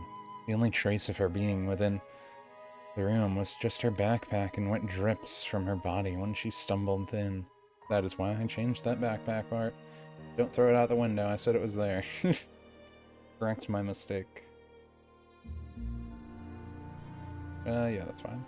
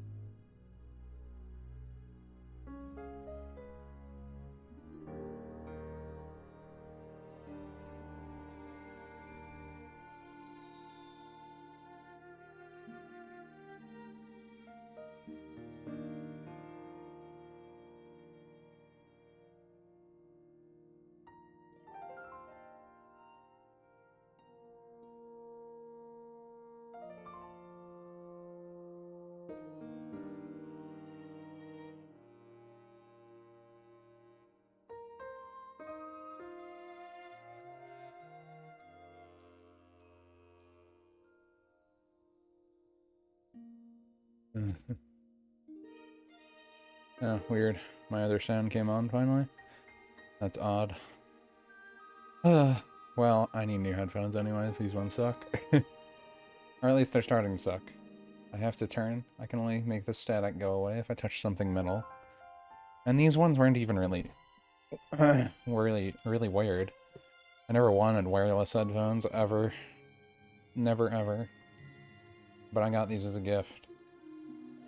And, like, they're nice enough, but... I don't have Bluetooth on my computer. So it's like I didn't need it anyway. I couldn't use the wireless feature.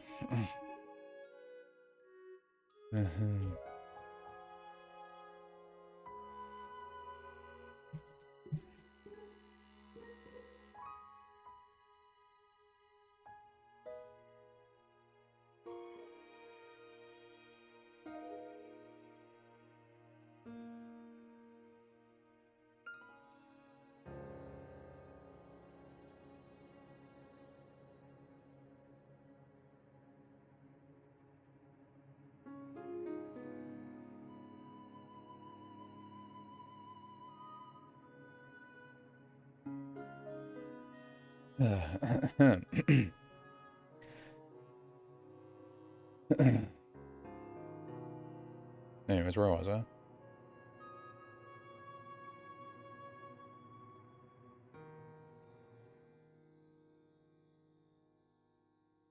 Oh yeah, right here. Okay, I was in the right spot. Sorry. I was messaging a friend back really quick. I feel so hot. Female voice. Tamamo rubs at her eyes weakly, standing up from her futon. Need water. Throwing her towel to the ground, Tamamo's tail swishes slowly back and forth. Each step toward the little shack sinks slower than the last. What's wrong with me? I only came a few times. Holding the side of her head, Tama stumbles in place, her foot hitting into Mia's backpack. What's this? Squatting down, Tama grabs the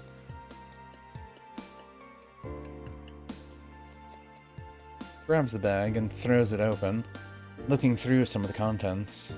Need pictures of Master, an air horn? Seems like a lot of items that bother me. Setting the bag down, Tama shakes her head and finally gets to a small sink. Being a shack, the sink was just a faucet with a bowl under it. Turning on the water, Tama lets it run for a little so the bowl fills a decent amount, and then shuts it back off. Lowering her head down, the fox girl pulls her pink hair back and starts to lap up the water with her tongue. You really are part animal. The voice seemingly came from within Tama. Holding a hand to her chest, she feels her heart beat. She feels her heartbeat, but nothing that strange. I'm still half asleep. Tama coughs water up onto the ground, her throat suddenly feeling pained. Her hands grasp at her throat, but it seemed like nothing was clogging her airways, rather her neck was smaller.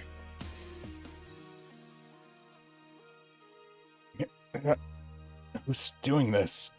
Kicking over the backpack, Tama sees nothing. Throwing the extra futons, Tama only sees oddly wet futons. Someone was here with me? Where are you? The pleasure still mixed with pain, Tama's thighs rub against each other, but it was getting hard for her to keep sounds from blurting out. Stop this! Waving her hands to her side, Tama had no weapon, no magic, no strength. It was like it was no longer at her command. Dead. Dead. Neck snap.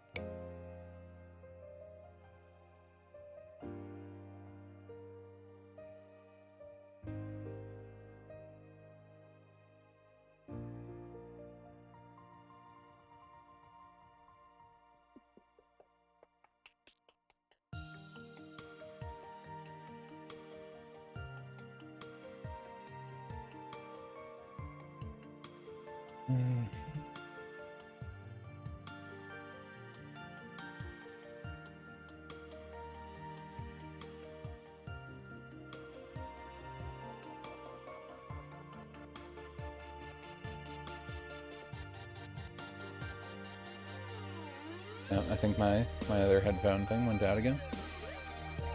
Yeah, it went out again. Great. Neck breaking, eye twitching. Emma's hands leave her neck, only for her head to start sinking down into her flesh. No. Trying to gasp for air, trying to do anything. Tama stands powerless, breath cut away.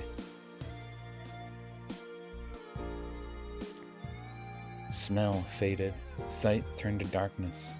Tama's hair then is sucked in as well, leaving just a strand of pink hair fluttering down to the floor. Tama's headless body falls to the floor, the prattling rain hitting the roof, the only sound coming from the shack. You ever just get your neck snapped? Ever just get your neck snapped, Luigi? Yeah, Mario, all the time.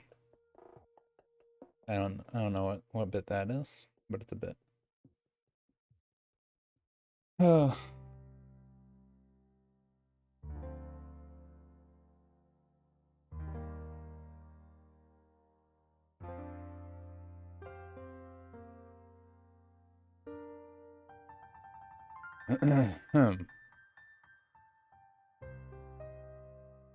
Finally, the body stands up on both its legs, the neck quickly reforming bone and all.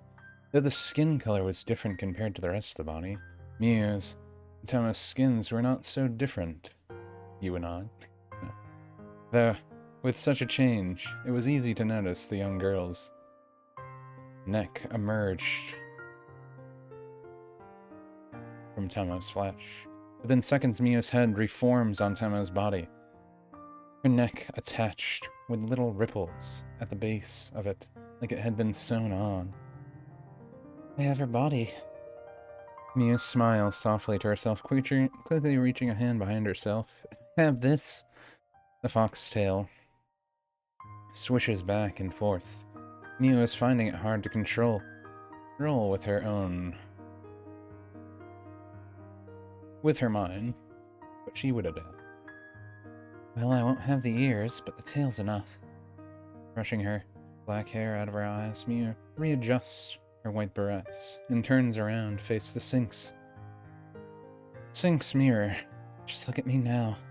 It's unbelievable how well it works. Miu, what are you doing here? Why is your head on my body? Normal things. Normal things. Miu plugs her ears, sighing softly. Even if she liked Emma's look, she sure was loud, like Ilya. I have your body, because it's mine now. I look beautiful like this, don't I? Putting a hand to her hip, Miu poses in front of the mirror, jutting her butt out of 10, so her new foxtail could be seen. Gotta flaunt yourself off in the mirror first, right? A mature body, a beautiful body, and cute features too. Master will love everything about this. Miu's face starts to blush slowly, her fingers twirling around the ends of her black hair like the schoolgirl she actually was. You can just take Master from me. I'm the one who's supposed to get all of his attention. Rolling her eyes, Miu shrugs her shoulders.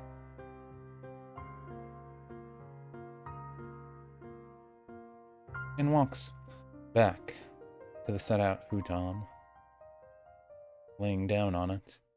You're part of my body now, and you'll still get his attention. Your body will help me have confidence to get it all. Yeah, your body will help me have the confidence to get it. Wait. Mia's body lifts from the futon just as she was about to rest her head. The hands cross under Mia's chest as if in a huff. You can't just decide that. We have to undo this thing. If you want a mature body, just use magic to do that instead. Unlike what Ilya had to deal with, Miu pulls back control easily, quickly flopping herself back down to the futon. With head now nicely rested on the pillow, the girl rolls to her side and pulls the covers of the futon over herself. Complain all you like. This is the body I picked. I'll use some time here to adjust to it, and then I can keep my promise and meet back with everyone. If you really want to spend what time you have left complaining, that's your own choice. Closing her eyes, Miu yawns softly against the pillow, nuzzling her head into it. Just like Tama had moments ago, Miu falls asleep within a few seconds. What I have left? What do you mean? Miu? Miu? No. Game over. She's done now. Not really. She does later. It's all okay. It's all safe. Not really. Everyone's horrible tragedy. 1 month later, within Chadla's dormitory.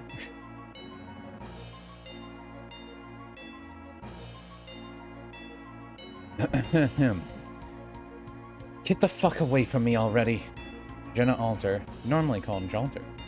An alternate version of Jenna, but with her own personality and slightly different appearance, slides along the floor of the dorms.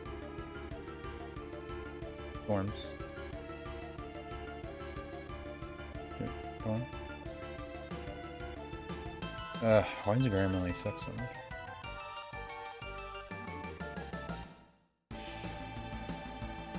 Dorms, many hallways. This brat! Rustling up her short, whitish blonde hair, Jolter scans down the hallway. To her left with her amber eyes. Can't believe her. Is she trying to kill me or something? How many weeks have I been running away from her now? Walking slowly down the hall. Walking slowly down the left hall, and Jolter's boots clack against the floor, her eye twitching a little. With each step, everything has to make sound. Tugging in her form-fitted black dress, Jolter slowly crouches down. What was that sound? The rumbling was getting louder. Lower to the ground, Jolter could feel the floor even vibrating more. She didn't. Large boulder slams. Oh. What do they want here? What do they want?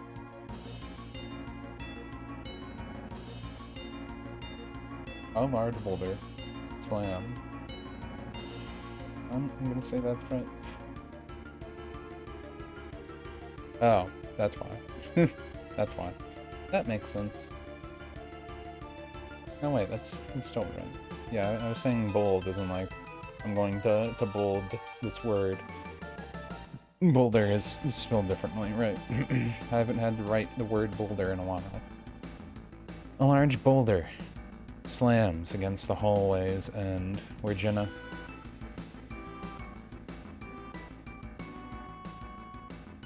where Jolter had just come from. The boulder had magical markings along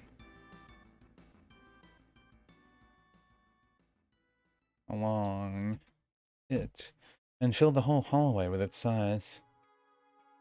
You've got to be fucking kidding me. Jolter could only be amazed, really. The traps up till now were elaborate enough.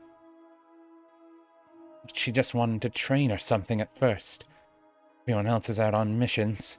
The security here doesn't believe what I say. Sighing, Jolter shakes her head and starts walking down the hall.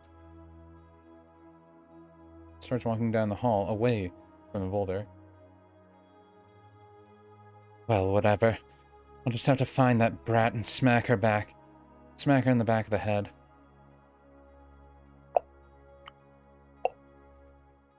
Tick-tock. Tick-tock. Watch Jolter's TikToks. Now.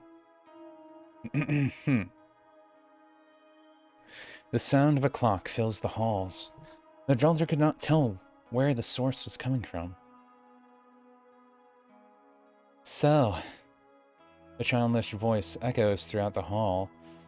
Cole was making her move, and this time her plan would work for sure.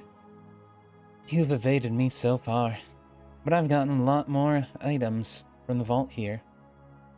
I'm going to win this time for sure. Pushing her palm against her face, Jolter sighs a long, deep sigh, her hands slowly dragging off her face.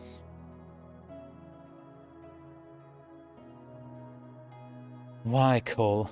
I never thought a brat like you would act out like this. Hitting her foot against the side of the wall, Jolter raises her fist.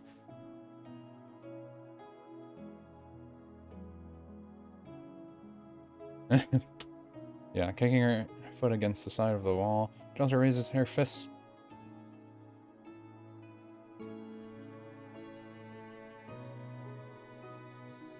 Jolter raises her fist to it.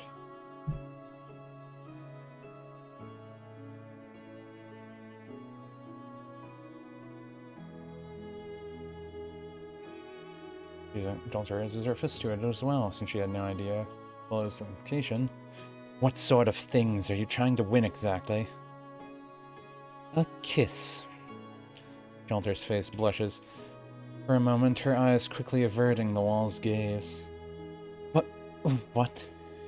Look, you can't just decide the conditions to some fight yourself. The room falls silent for a moment, leaving Jolter to awkwardly rub at the side of her pale arm. I mean, I guess I can play along, but this better be your last match thing. Whatever it is, I won't run this time. I'll come after you. You giggles echo along the hall, the ticking slowly getting faster. Oh, Jolter. You're too cute sometimes. I wonder if that's why I like spending time with you. A hole opens up above Jolter a few feet away, and Cole drops out of it, landing on the ground. Wearing a red sports bra and a red tattered skirt, the girl grins at Jolter and points a dagger at her. How about we settle things like women, alright? I want your body, Jolter. If I touch you, I get it for myself. You're a heroic spirit, I'm human. I decided my advantage would be all the traps I've set up for you. I guess you could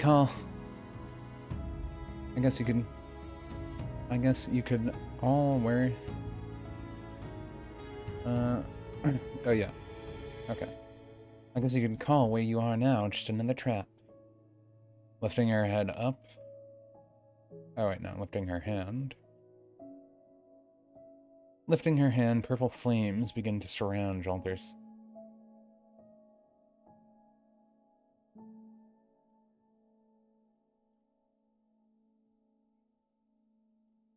Jolter's palm. Oh, so what? The kiss thing was just a lie? You've just been buying time. Pointing her palm forward, the purple flame begins to swirl and condense within Jolter's palm. You're just a kid. I'm not going to let a shrimp like you steal away my body. I don't know what kind of magic you found to even think you could manage something like that, but stealing a few relics and whatever other pieces of junk they had lying around unguarded here won't help you. No, I don't want a hyphen there. Don't want a hyphen there.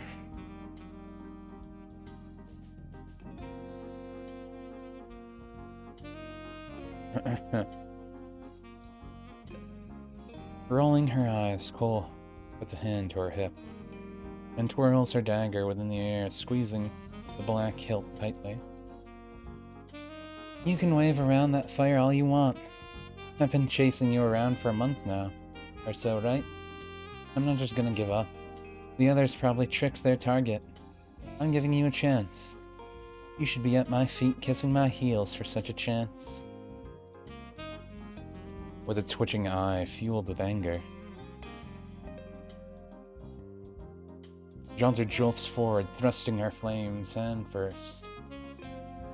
Thrusting her flamed hand first. Oh. You brat! An explosion of purple flame erupts forward, smoke filling the room and catching some of the curtains within the hallway on fire. Oh wow. Standing behind Jolter, Cole looks over the woman's shoulder, her dagger now pressing into Jolter's back. Looks like that wouldn't have been very safe to get hit by. Can't you go easy on kids? Giggling softly to her own comment, Cole leans in close to the stunned Jolter and whispers into her ear. Suppose you like things hard and fast though, don't you? Jolter quickly swings her arm around to strike at Cole, but the girl is already gone. You. Shaking her head, trying to stop her face from blushing, Jolter clenches both her fists tightly, making both ignite in purple flames. Where the heck did you get this speed? You shouldn't be able to move like that. Tapping the dagger against her shoulder, Cole sits on a windowsill about 20 feet away from Jolter. Oh, well, you see, I found this dagger, and I guess it's connected to some alternate reality version of me.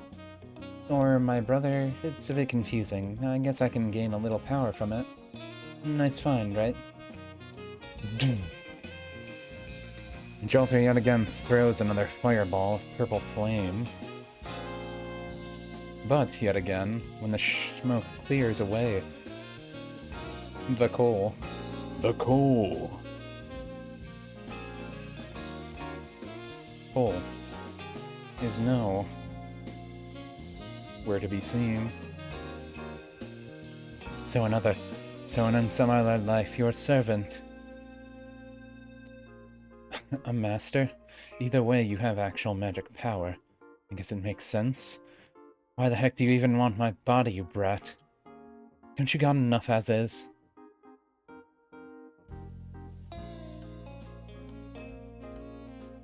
Standing about 3 feet away, Cole twirls.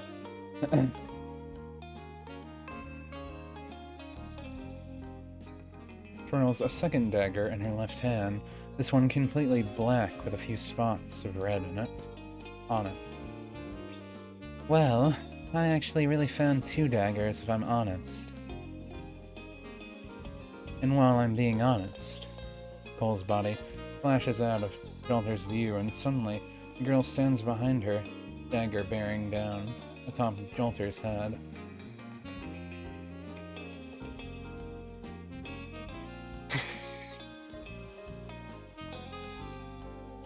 Within the nick of time,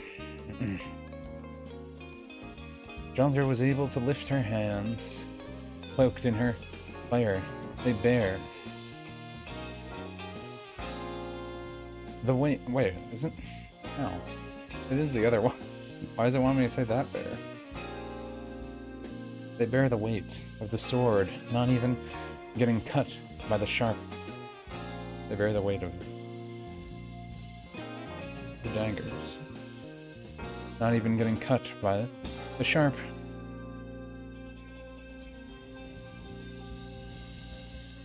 Sharp edges. It's the attempt. Pierce her skin. With a loud grunt, Jolter pushes Cole away, flinging the girl into the air. But Jolter keeps the daggers in her hands, still holding them by the blade. Ha! Honest, huh? I don't care what you are in some other reality. You could be some frolicking magical girl for all I care. Here and now, you're just an inexperienced girl. Even if you had my body, you would have nothing to gain. Rubbing the back of her neck, Cole looks down slowly, taps her foot 3 times against the floor. I mean, let me finish, being honest. I want your body for your looks. You're mature, taller. You have a great chest, too. Also, your thighs are amazing. I bet you could crush watermelons between them like they do online. You even have abs. A lot of people are into strong girls nowadays.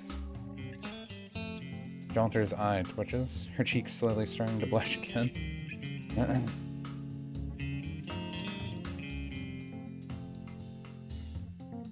Though that's not it. You also have Ritsuka. He likes you a lot, even if you're mean to him sometimes. You treat him like you're his mother. He always comes running into your arms, and like Jenna or Tomo, he knows you're the protector. You're the one he can count on if he's in trouble. Sure, Jenna's sweet and spoils. And Tomo is carefree and fun. Though you're the goal, that's how I see it. You're the final piece to my master plan. Dropping the daggers to the floor, Jolter keeps her teeth gritted, her foot gaining flames now as well as she rushes into the daggers, breaking them apart. You're one weird kid, you know that? Me and Master don't have that sort of relationship. And none of them have feelings for him either. Tugging a little at the side of her dress, Jolter slowly eyes back up Joel's body. You think he likes me best, though? like really? He does? Maybe? Of course he does. Thrusting her hand forward, Cole points right to Jolter's face. That sort of reaction's perfect, too.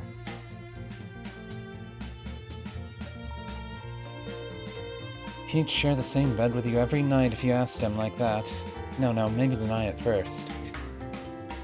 Shaking her head quickly, Cole flips her pink hair over her shoulder and taps her foot one more time against the floor. Anyway, messing around. Enough messing around. It's been long enough. Clink, clink, clink. A series of chains shoot up from the ground, wrapping around Jalter's body, her purple flames instantly vaporizing into the air. The chains squeeze at her body. Wrap around her breasts, tie her wrists and ankles together. Then she falls right to the ground, staring dumbfounded at Cole.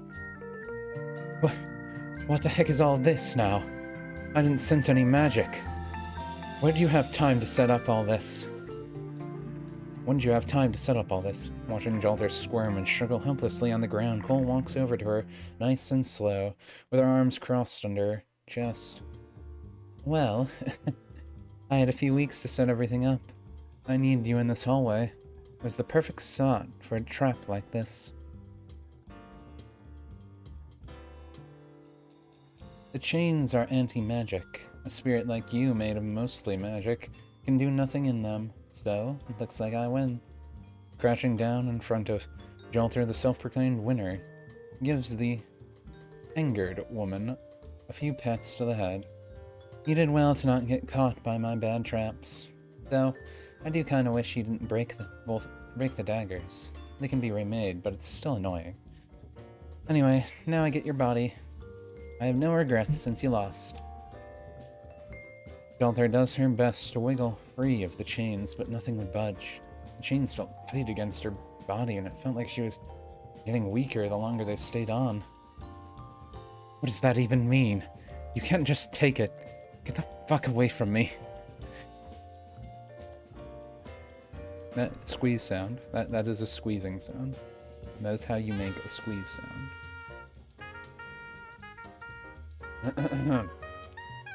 Cole smiles at Jalter's squished face between her hand. You can't get away. I'm right here. So how about I get that kiss? Jalter tries to move. Her body quivers, even watching.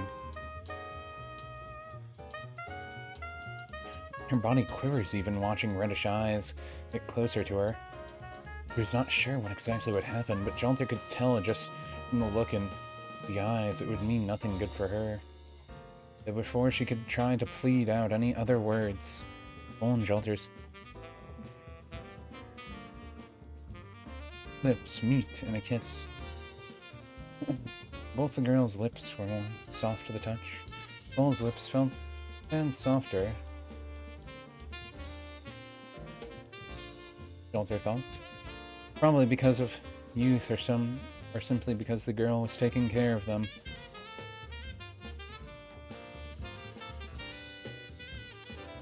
Better. Though something was wrong about it all. Something was uncomfortable.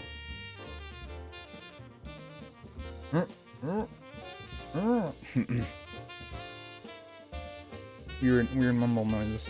Even in chains. As if they were gods, Wingley's ruled as if they were gods. Whatever one. Jalter should have been able to pull away as soon as Cole dropped her hand away. He could not. Their lips were attached to each other, forcing them to stay. Their lips were attached, forcing them to stay.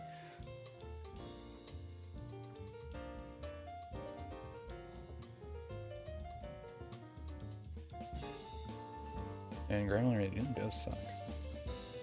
Sucks all the fun. Stay in a locked kiss. Cole's tongue pushes into Jalter's mouth, swirling their spit together, and Cole's body begins to sink into Jalter's as well. I should say as well. Jalter's. And Cole's body begins to sink into Jalter's.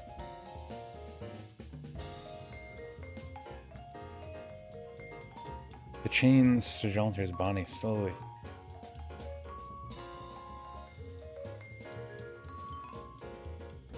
falls to the floor, releasing her. Jolter tries to move, but her body just felt hot. Her face keeps constant blush, and her legs even quiver a bit in pleasure, making her wobble with a lack of balance. What sort of spell was it supposed to be? What was Cole doing to her? Cole's arm sinks into Jolter's own. The girl's stomach starts to sink into Jolter's own. The clothes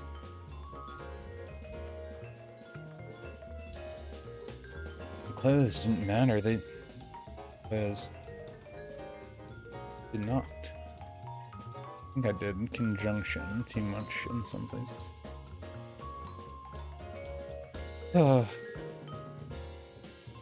Those did not matter. They just meld for a few seconds, and the flesh and clothes just meld together fine. They just meld. In a few seconds, and the flesh. I don't need this here.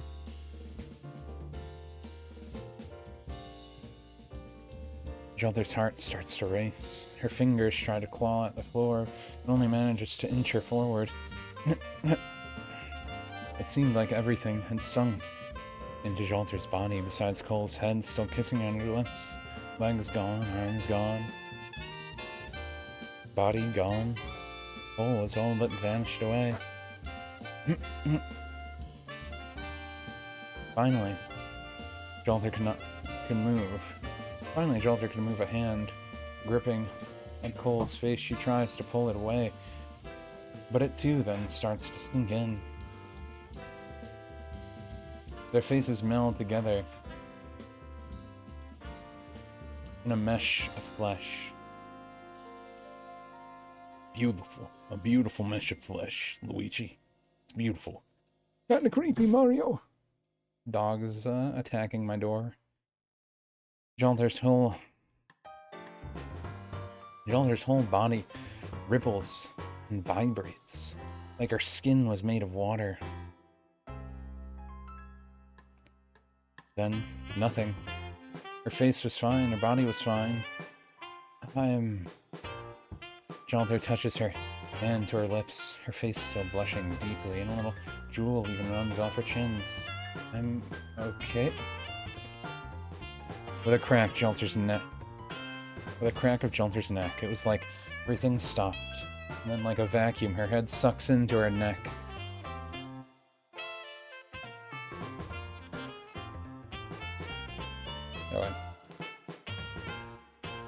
And then like a vacuum, her head sucks into her neck socket, vanishing out of sight. Just as it had happened to Jenna and Tema, another body falls to the floor. Headless, the only sounds within the empty halls are cinders of purple flames from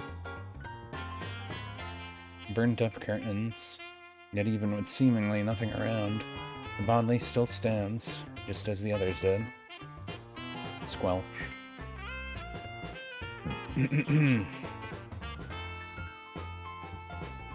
I wonder if it's the wire, or if it's my headphones.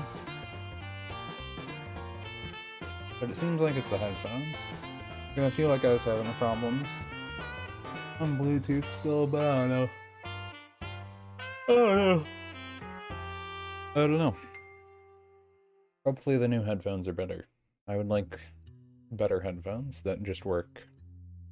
And then I can just use a cord one and not have to keep charging headphones too. Because I plug my headphones anyway, because I don't have Bluetooth, but I have to charge these headphones to use the wire. Really dumb. So I will be glad when I get some new headphones, maybe.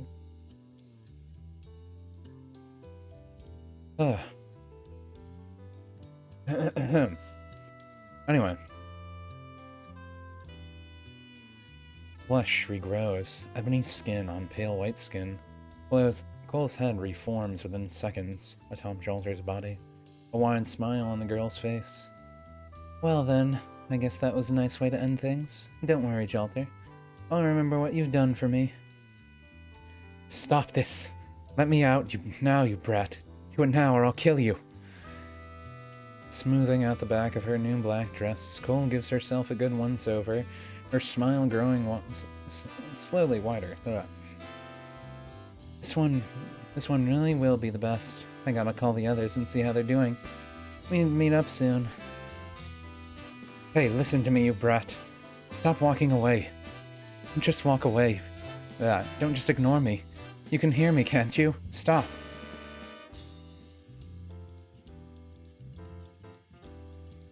Two months later, on the beaches of Hawaii. Get a nice little resort after you break girls' necks and stuff, you know? Since the spell had been learned, 3 months had passed in total. Within that time, 3 young girls awarded themselves the body of 3 older women that happened to be heroic spirits. With their heads atop these heroic bodies, the girls walk with the sands, finally together, keeping their fated promise to reunite when their goals had been achieved. Though they all took different routes to accomplish their goals, they all succeeded just the same. So that's how yours happened, Ilya? Cole brushes her pink hair over her shoulder, her face in a wide grin as she rolls over on her beach towel, letting some sun soak into her pale skin. Her small black bikini was hardly covering her body. Even with a jacket over her shoulders, people passing by were clearly looking for a while.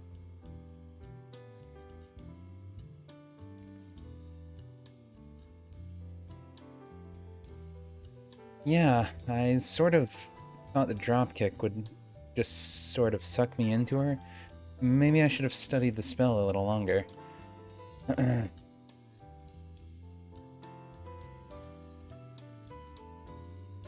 Shrugging to herself, Ilya lathered some sunscreen against her smooth skin along her arm. She was wearing a skin tight.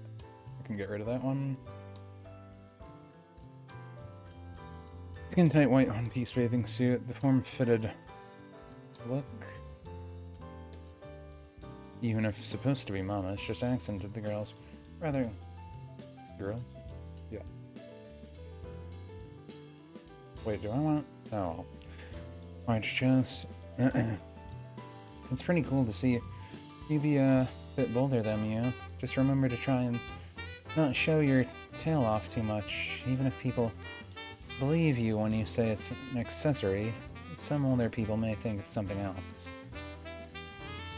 With just as simple a bikini as Cole, the new and improved Mew crosses her arms under the thin blue fabric covering her chest. Well, with a body like this, I should be able to have fun, right? You two are clearly enjoying yourselves. You're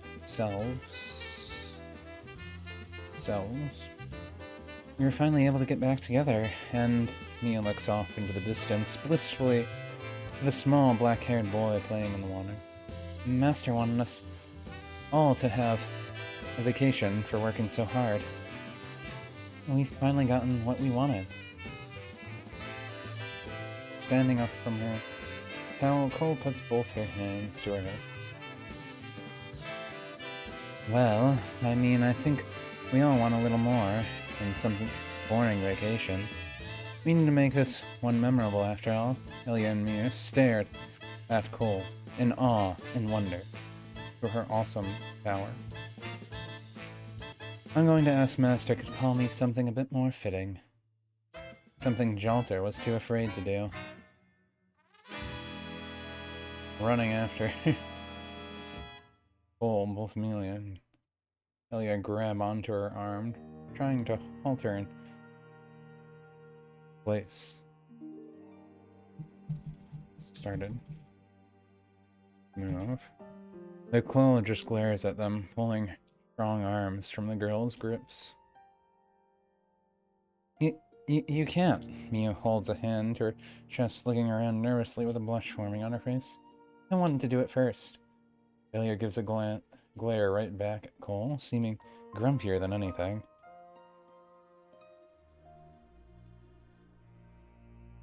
I knew you'd do something like that. You wanted to call me that. I'm gonna go grab him first. Without a second to spare, Ilya zooms away from the girls at full speed, leaving them both in disbelief as they watch Ilya pull their precious master into a tight hug. I hope my adorable little master is having a wonderful time. Ilya lets her words slip out playfully. Large breast now resting atop the nervous master's head. Cole, not wanting to let the chance slip by, runs up now, sliding. Why do I keep capitalizing the S sometimes? Weird. Wonder where that happened. Does that need a comma? That needs a comma. I'll throw a comma there. I'll have a comma now and again. Everyone gets a comma.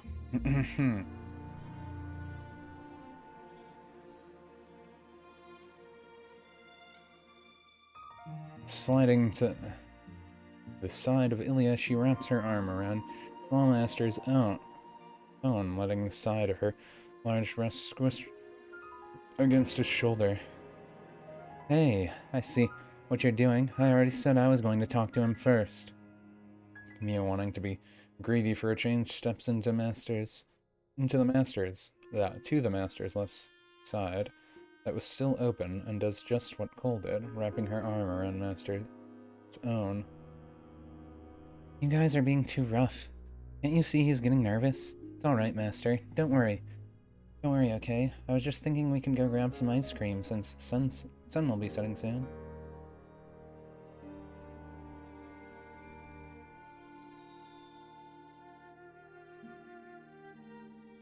Mia should be replaced with Mia. Did I write it wrong? I think I wrote L instead of I or something. Squirming between the three larger girls' breasts, and the young master was at a loss for words. What is...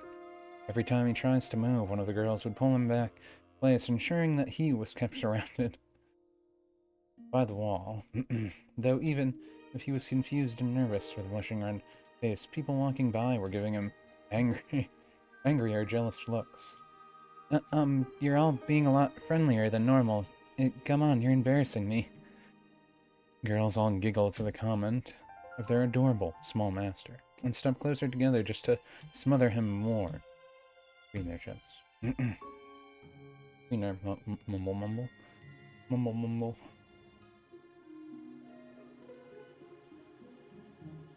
Oh, Master. Oh, Master, I guess even if they're all here, I can ask.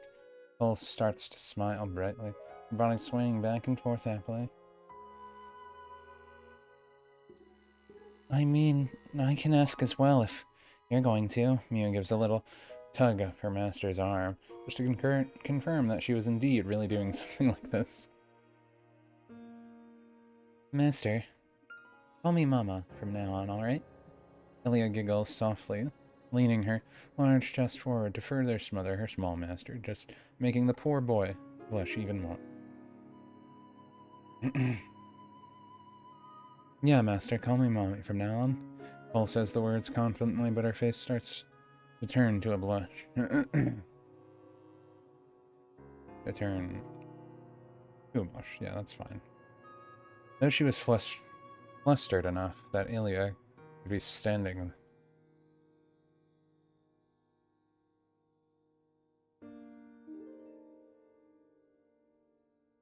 Starts to turn to a blush. Though she was flustered enough that Ilya could be standing there, sticking her tongue out in victory for saying the words first. I mean, you can call me Mom, too, alright? Mia gives her master another soft little squeeze of affirmation. She had to make sure her feelings were known.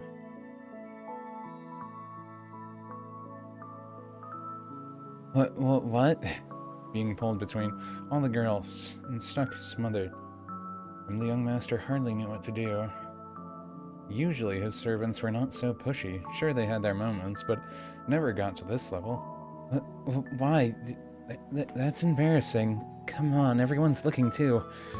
The girls don't budge, just squeeze at his arms a tad tighter. Ilya, of course, letting the weight... Speak for her. It was clear enough. The master only had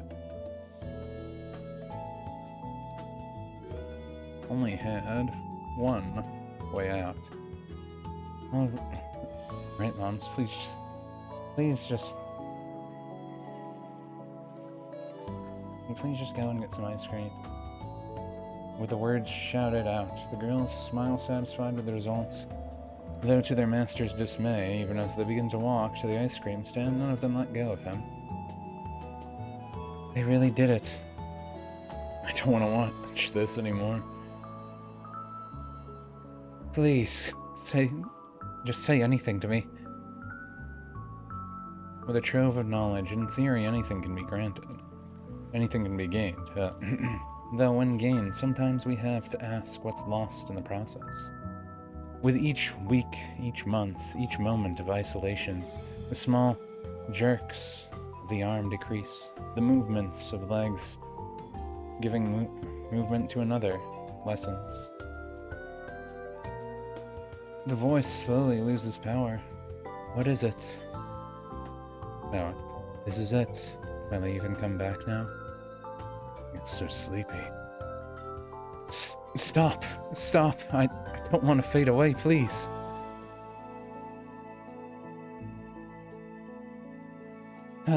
Finally. Licks her ice cream cone. Sighing blissfully as she keeps her arms under her master's. What is it? Mia brushes some of her master's hair from his eyes as he looks at his own ice cream cone. Oh, you're stopped too? Ilya smiles, brightly stretching out her arms. Well, stretching out her arm because she's holding an ice cream cone, dude. We've all gained all we wanted. They're gone now. What a way to end. Everyone's dead. Happy ending.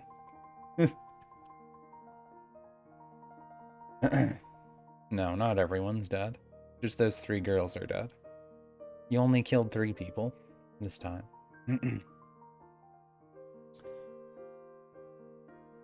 I think besides that one story with the monsters, this is like one of the only stories I've actually killed people.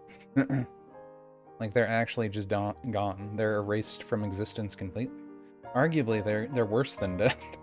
They're completely replaced and forgotten. No one will remember them. They're just dead forever. Kitty face emoji. Anyway.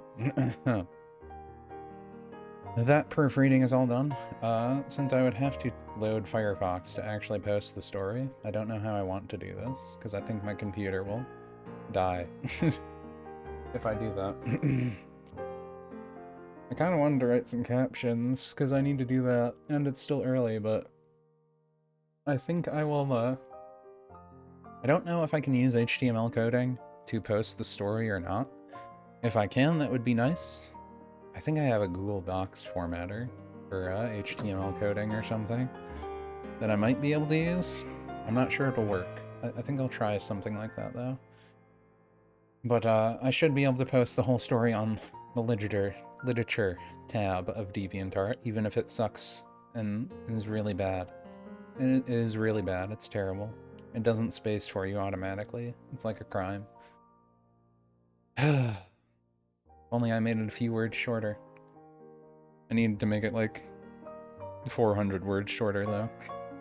I think if it's like at 10,200 words, it's still okay. But if it goes like above that, I'm at 10.5.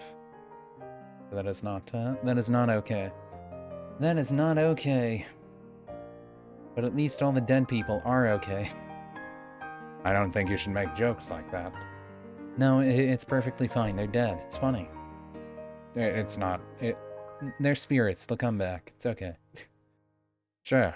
It's all good now. We're all safe. Besides those 3 girls, they're not safe. They're dead.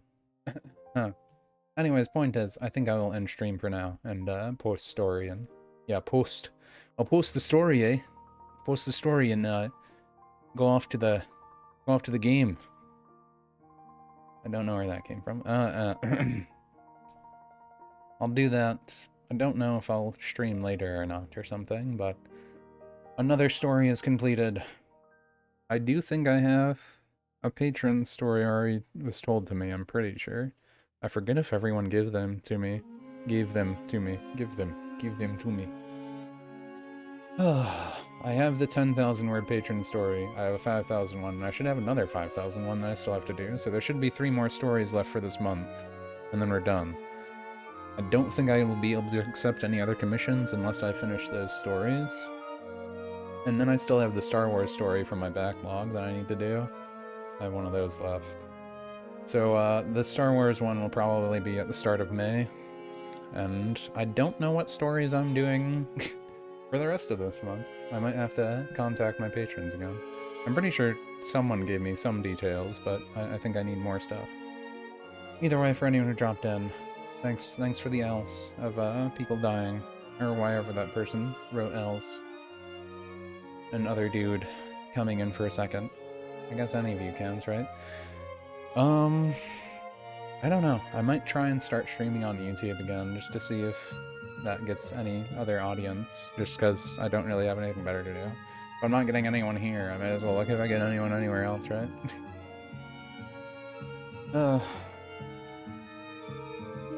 And hopefully my computer is back up to at least not dying condition. It works when I'm doing things one at a time, I guess, but as soon as I use a web browser and video game together, then it dies. And I think sometimes if I'm doing something else, like a game in Discord or something, it has a chance to die. Unless just using Discord in general makes it has a chance to die. I don't know if like the power is awkward with if you do voice chat. But yeah, I'm really gonna go now. So, bye. See, you know I mean it because I waved.